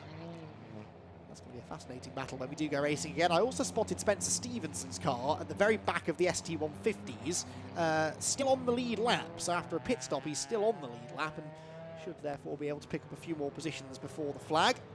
There is Caitlin May's car going through. We just, going away on the recovery vehicle. Just saw Margot Ritchie's car still circulating, the car that gave Caitlin the headbutt that ultimately put her out of the race. But, Caitlin, the innocent party in that, the one who came out the worst, you'd have to say.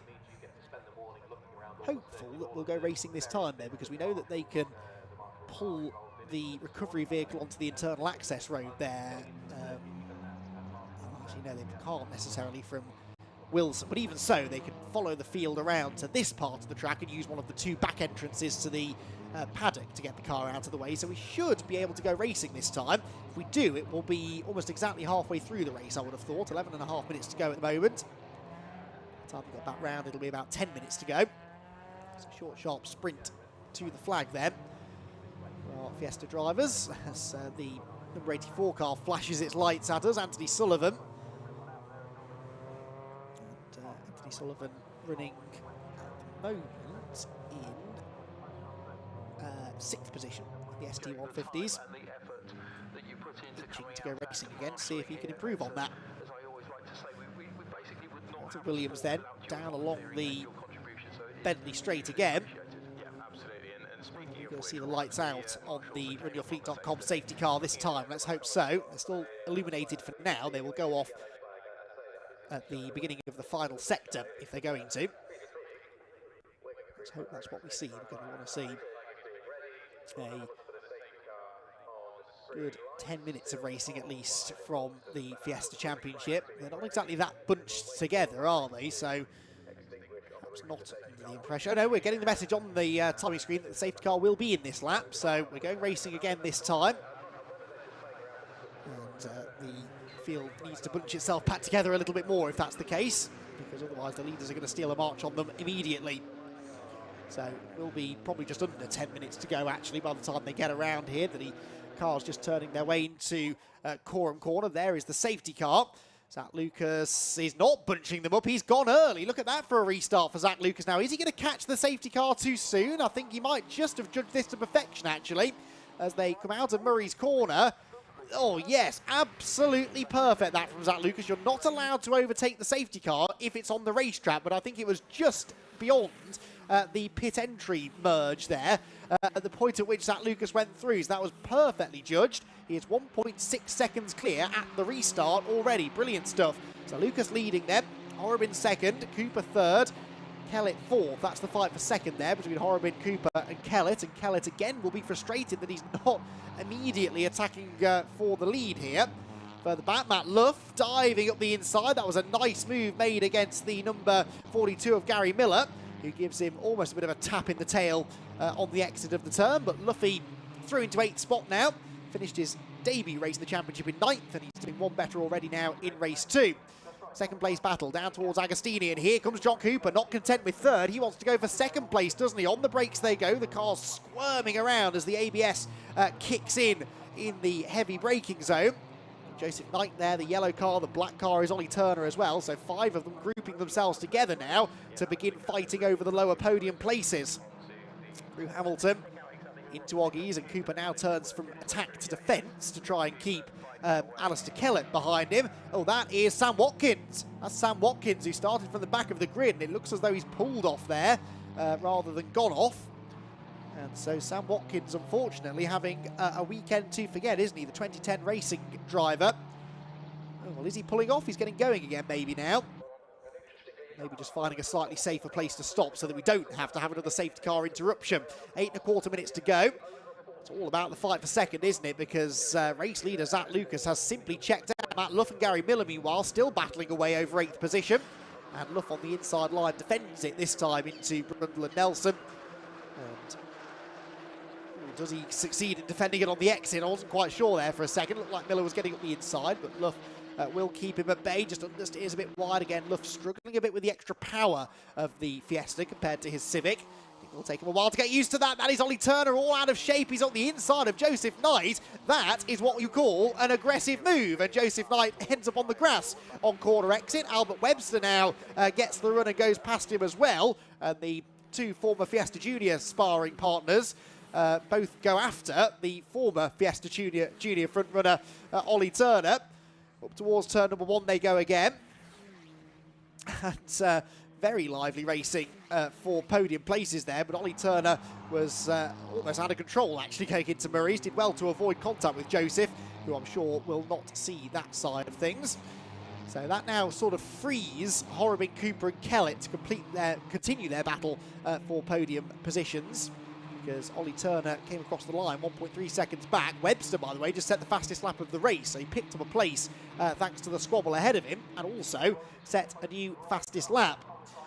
Here comes Kellett, looking to the inside of John Cooper, very late on the brakes, but that's a lovely pass into Agostini, gets it stopped on the apex just about, and he's back into 3rd place now, and will chase on after Simon Horrobin. These 3, by the way, all running within the Masters category as well, for experienced drivers on the grid. So there's a class victory up for grabs as well as 2nd place overall.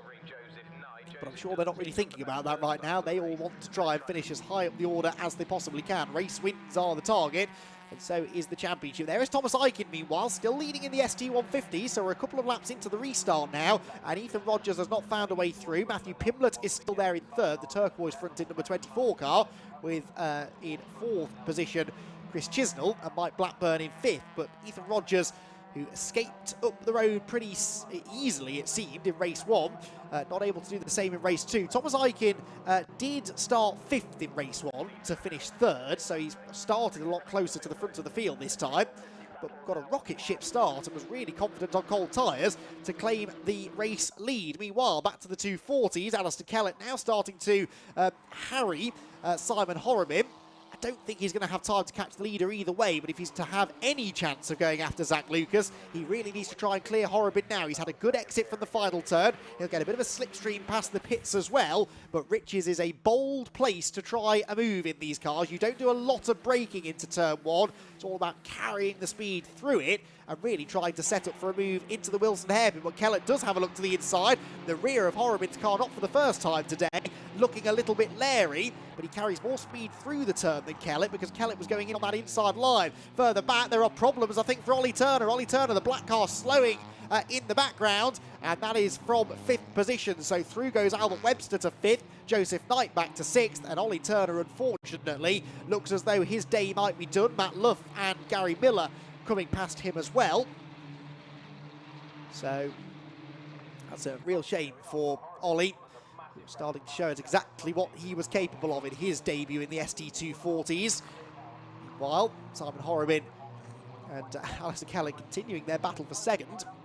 Kellett just not able to prise this door open, is he really? Hamilton, the place where Horrobin lost the lead in race 1 on lap 1, and he almost loses second place again there. Had a bit of a moment. Kellett tries to commit to the inside, but Horrobin moves across in front of him. Definitely a bit of contact made at the apex, but not enough to push Horrobin out wide. Kellett back up the inside at Williams, and again, Alistair sort of hunting around on the inside line into some of these corners you'd think would sacrifice exit speed, but he gets off the corner, arguably better than Horrobin. Pulls to the right, that doesn't work, gets back in the slipstream again, and he might just be able to get up the inside under braking into Brundle. Here they come, second, third and fourth, nose to tail, and Simon Horrobin just placing the car everywhere that Alistair Kellett wants to be, and Kellett just can't find a way past him. So through Nelson they go. Albert Webster closing back in on this trio as well. Sort of bringing with him Joseph Knight. It was at this point in race 1 that Joseph started to fade. He's not quite doing so this time. Of course, the safety car may be helping him with that a little bit to save the tyres. There goes Zach Lucas. 4.5 seconds was his lead, having set a new fastest lap last time around as well. We're about to start the penultimate lap of this second race of the weekend, and I'd expect that gap to be over 5 seconds now, honestly. Rate at which he's punching in 2:11, low 2:11 lap times. Mid 2:11s, I suppose. That was 2:11.4, but compared to a 12.8 for Simon Horrobin, it shows how that gap is growing. 5.9 seconds now the margin, and it is another new fastest lap. Meanwhile, Kellett up the inside into the Wilson hairpin as Horrobin left the door open this time. Oh, Simon again chopping across in front of him. Now, Kellett is showing his frustration there, just tapping into the back of Horrobin's car, because you're not really supposed to move across in the braking zone like that, but Simon Horrobin is making it work and trying the patience, I suspect, of his pursuer. Alistair Kellett, at some point you feel, is going to be tempted into making a real lunge. Is it going to happen down at Agostini?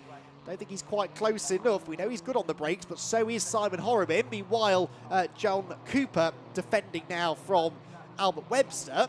As I've just seen out of the window, Ollie Turner rumbling through again, but very slowly, so I'm not quite sure why he didn't pit after suffering whatever the issue was on the last lap. But anyway, Horrobin and Kellett is where the action is at. In the 150s, Ethan Rogers has got past Thomas Aiken. That happened a lap or so ago, I think, so we have had a lead change in the 150s, and Thomas Aiken has had to relinquish the lead. He's actually got Matt Pimrott right behind him, and that is Webster into John Cooper. Contact between Albert Webster and John Cooper. Webster goes through, and Joseph Knight is now going to try and take advantage of that as well, but that was a little bit of argy-bargy going through Williams that time onto the Bentley straight, and into fourth place for the time being goes Webster. Kellett lunging to the inside of Horrobin as they drop through Brundle and Nelson for the penultimate time. And gets a much better exit there, does Kellett. Jinks to the inside, but again, the bomb hole is not somewhere where you want to be going side by side. So Kellett, he's getting the run, but just not timing it quite right. And every time he is close enough into a braking zone, Horrobin seems to be able to get across in front of Alistair to defend. So they stay as they were. Second for Horrobin, third for Kellett. Webster now into fourth with a bit of damage to the front of his car. John Cooper still fifth, so he didn't lose too much more ground. Matt Luff and Gary Miller have caught that group as well now as we begin the final lap of the race. Someone being given a black and white warning flag. Oh, that is number 72, Matt Luff, for track limits. As Kellett again hunts around behind Simon Horrobin, turning through Rich's corner. So running out of options now. One more lap to go. Wilson hairpin is one of the best overtaking opportunities on the track, but again, Horrobin late enough on the brakes, then sort of stops the car mid-corner and leaves Alistair Kellett with nowhere to go.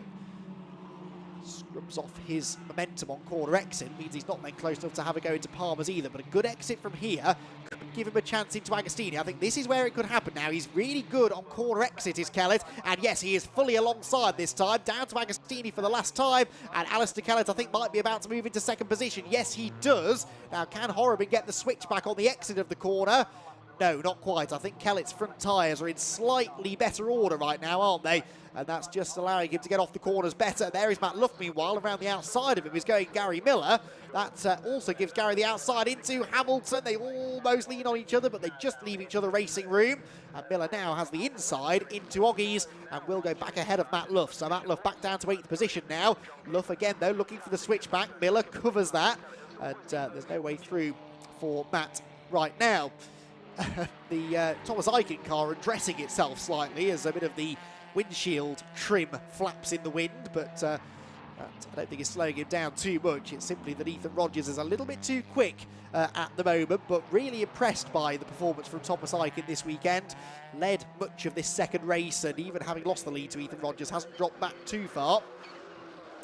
So a couple of corners to go then. Are we going to see any more changes of position? Not for the race lead, that's for sure. Zach Lucas, 6.2 seconds was his lead at the start of the lap. Alistair Kellett, by the way, having broken into second place, immediately does a purple middle sector. So it's not going to matter for much unless he can steal the fastest lap at the end of the race. But just making the point that he did have the pace to chase after Zach Lucas. If only he could have got there sooner. Lucas takes the second victory of the day here at Snetterton. Second place will go to Alistair Kellett, and he does take the fastest lap on the final lap, even with an overtake against Simon Horriman. That's pretty impressive. Horriman is third, Webster fourth, Knight fifth, Cooper sixth, Miller seventh, and Matt Luff has to settle for eighth in the end. Ninth place will go the way of Connor Blackburn, and the top 10 should be completed by Morgan Kidd, number 53, which it is. So the ST240s filtering through. The 150s will be with us imminently, and it should be Ethan Rogers who claims the victory there.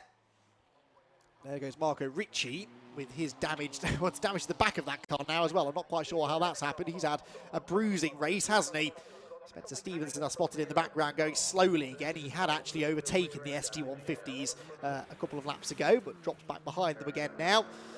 As Ethan Rogers turns his way through the bomb hole, it looks like being a double race victory on Saturday at Snetterton for him as well, but not quite in the straightforward manner this time that he managed it in race number 1, because Thomas Eichen has proven that he could be a thorn in the side of Ethan Rogers in the ST150 Championship battle this year. Through the final turn they will come, sideways for all three of the top three. That's the way you've got to drive one of these Ford Fiestas, especially once the front tyres start to get past their best. And as they head now towards the checkered flag, it is Ethan Rogers who will claim the double victory here today in the ST150. Second place will go the way of Thomas Eichen, with Matt Pimlett third, Chris Chisnell fourth, and Mike Blackburn completing the top 5.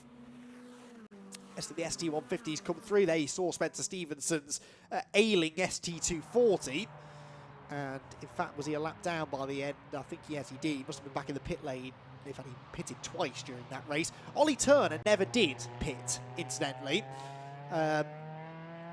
Whether Turner's going to make it to the flag, I don't know. He's due through any moment now, but Ollie Turner, having slowed down towards the back end of that race, for whatever reason, didn't pit. And yeah, I can see out of the window he's crawling through corner, so stubbornly refusing to retire from that race, Ollie Turner. Admire that, I suppose, his tenacity, but ultimately he's going to end up with nothing more than a 15th place in class to show for it. Should score a few points though for that. I think as long as you finish, you score some points. So he's already starting to think about the championship and trying to bank as many points as he can. So Zach Lucas then, winner in the ST240 Fiesta Championship for the second time today here at Snetterton. He'll be looking to try and do the hat trick now tomorrow, which is something that I think only Zach Lucas managed that year. He did it at Brands Hatch at the end of the season. And yeah, I don't think anyone else managed to win all 3 races in a weekend last year. So Zach Lucas has got form and has now won the last 5 races of the championship. He won the last 3 races last year, the first 2 races this year.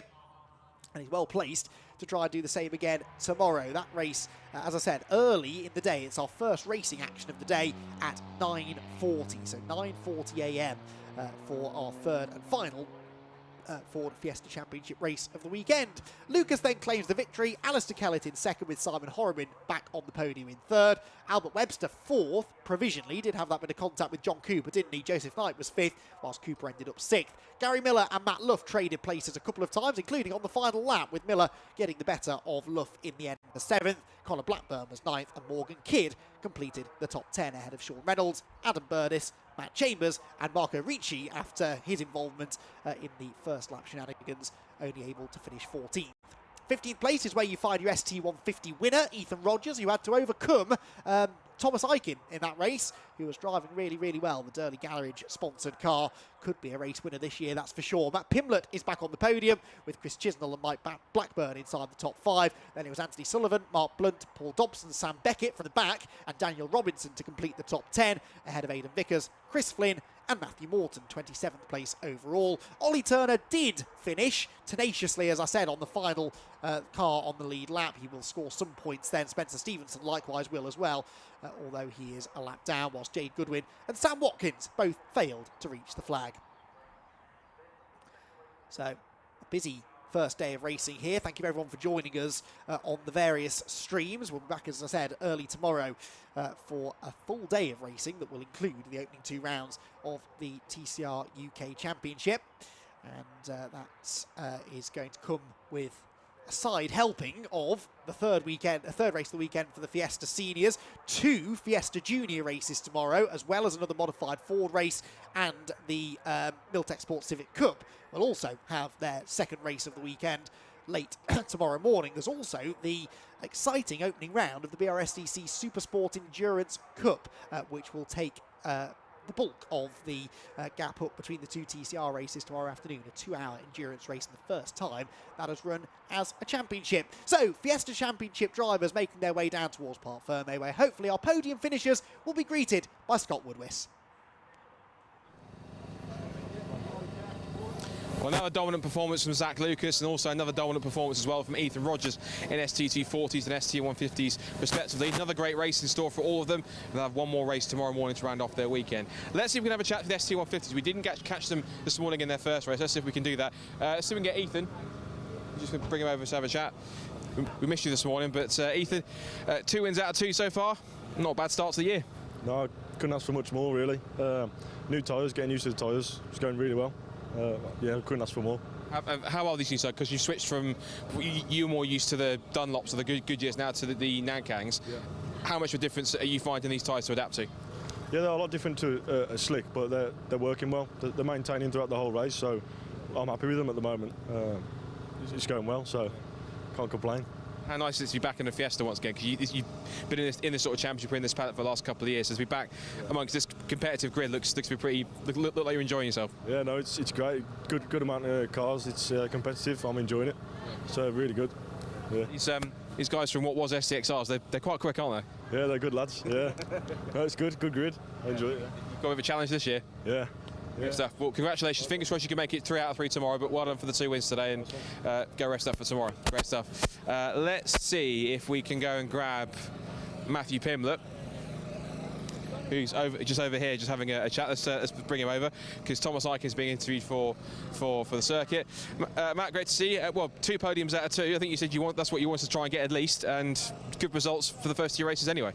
Yeah, fair play. It's they're definitely difficult to keep up with those international cars, and well, there's some checks going on just to make sure everything's fair and square, which I'm sure it will be. But it's exciting, and the challenge is definitely there in the series now. It's good. Thanks. Quite a decent start, of course. You've got the likes of, Thomas Eichen was also up there as well, giving you a bit of a challenge, and you're up there towards the front. That's going to be at least confidence inspiring that you've got the cars to be up there towards the front again, and you're relatively on the pace with everyone else. 100%, especially while getting used to the tyres as well. I think it'd do even better if it didn't fall asleep when they were going to drop the flag. That'd definitely help me. I think I lost about 2 seconds there, but no, next time.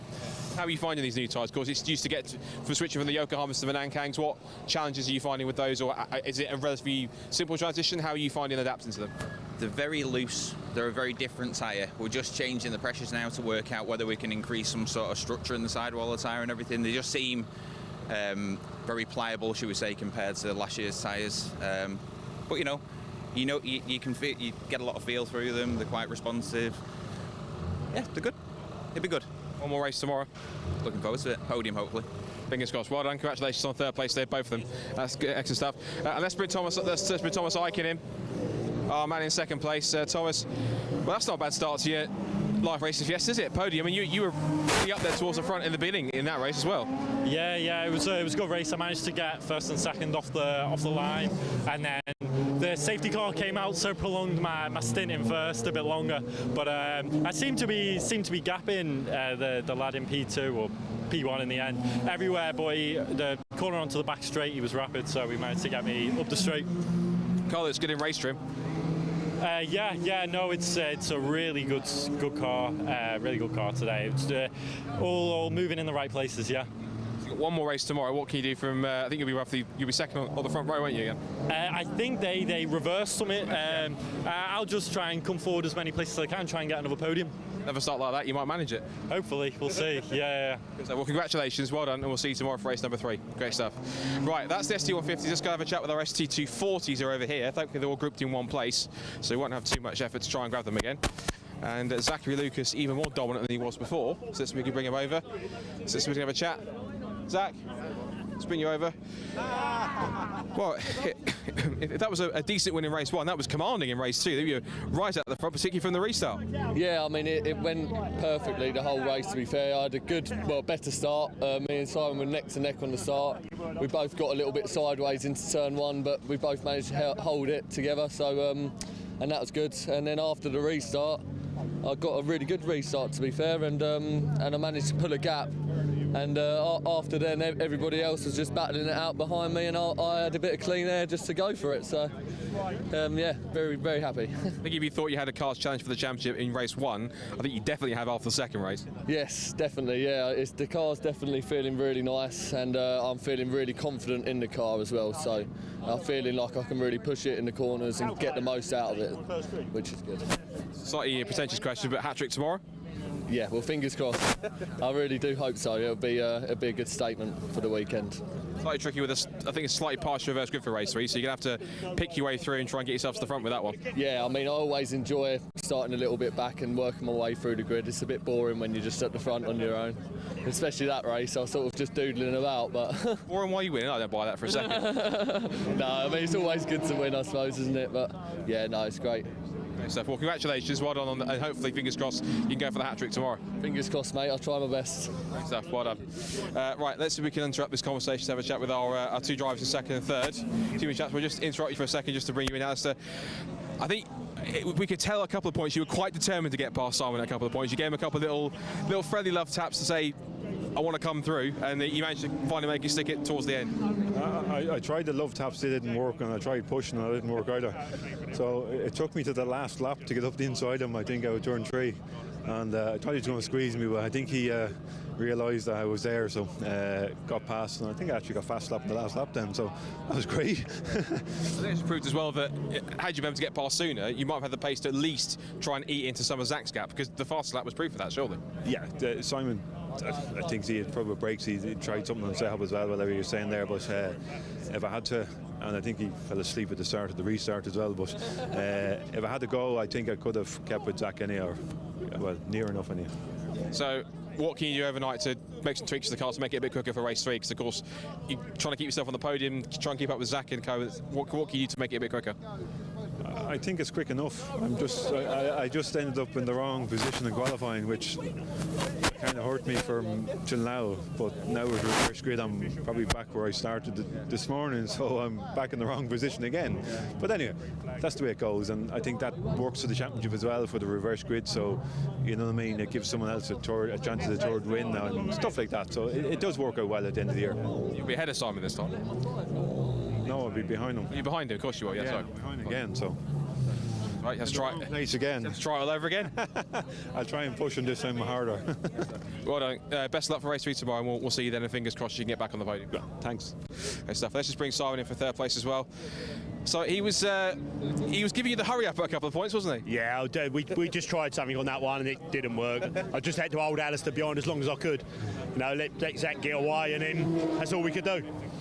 Again, Carl looks really, like I said, in good shape today, and the battle that you had just shows that when you've got 2 drivers that are that equally close in terms of pace, they put on some great racing. Yeah, that's what we wanted out of the cars, you know, they've all got to be equal, and then it just puts it on, you know. Zach got a break, that was just good. But me and Alistair, you know, and young Albert there was catching us, you know, because we was tussling. That's what it's meant to be like. Any tweaks you can make overnight to make it a little bit quicker, or are you happy where it is? No, we go back to where we was. And you get to start ahead of Alistair again on the reverse grid, so you might have to try and hold him back a little bit more once again tomorrow. Yeah, you see, I planned it really. That's what it was. It was calculated. I told Alistair that. I said it's all planned. He should have been expecting it. He should have been expecting it. I'll just let him pass. Come on. Make it challenging for race 3 tomorrow. No problem. That'd be good tomorrow. Yeah. Like I said, well, fingers crossed on the podium, but well done today. You've driven superbly, and we'll see you for tomorrow. Thank you. Thanks so much. Great stuff. Right, and that's it for racing today. We've got an open practice session going out, mostly for some of the Supersport endurance drivers who are racing tomorrow. Action tomorrow, we've got another race for these drivers here in the ST150s and ST240s. We've got another race for the modified Fords. We've got 2 more races for the City Car Cup, and of course we've got the Supersport Endurance Cup race towards the end of the day, towards the middle of the afternoon as well. And of course we have the second race for the couple more races for the Civic Cup and the main event, which is the 2 TCR UK races to kick off their 2023 season. It's been some amazing racing so far in this weekend. We've still got plenty more to come. Remember, if you want to watch the TCR UK races and the Civic Cup races, you need to head over to their respective YouTube channels tomorrow to do so. We'll try and give you the links and to give you the signals on when to do that as and when we go through the stream throughout the day. But until then, for those who've been watching today, thank you very much for doing so. If you want to find out about any and all the championships that have been racing here this weekend so far, you can head to the website brscc.co.uk. Thanks to Run Your Fleet as well for our valued sponsors, of course, who have supplied our safety car, and we're looking forward to what should be an amazing day's racing, particularly with the first 2 rounds of TCR UK tomorrow amongst Civic Cup and everything else. It should be a magnificent day of racing, as it has been today, so make sure that you come and tune in and watch some more excellent club racing here with the Brscc. Also, be sure to hit subscribe if you haven't done already, and hit the notifications bell so you get notified when we go live, so you can watch it all tomorrow. That's all for us for today for Snetterton. Thanks so much for watching. But for myself, Scott Woodward, Andy McHugh, and all of us at Alpha Live here and Brscc here at Snetterton, we'll see you tomorrow for more action here on the Brscc YouTube channel. Bye for now.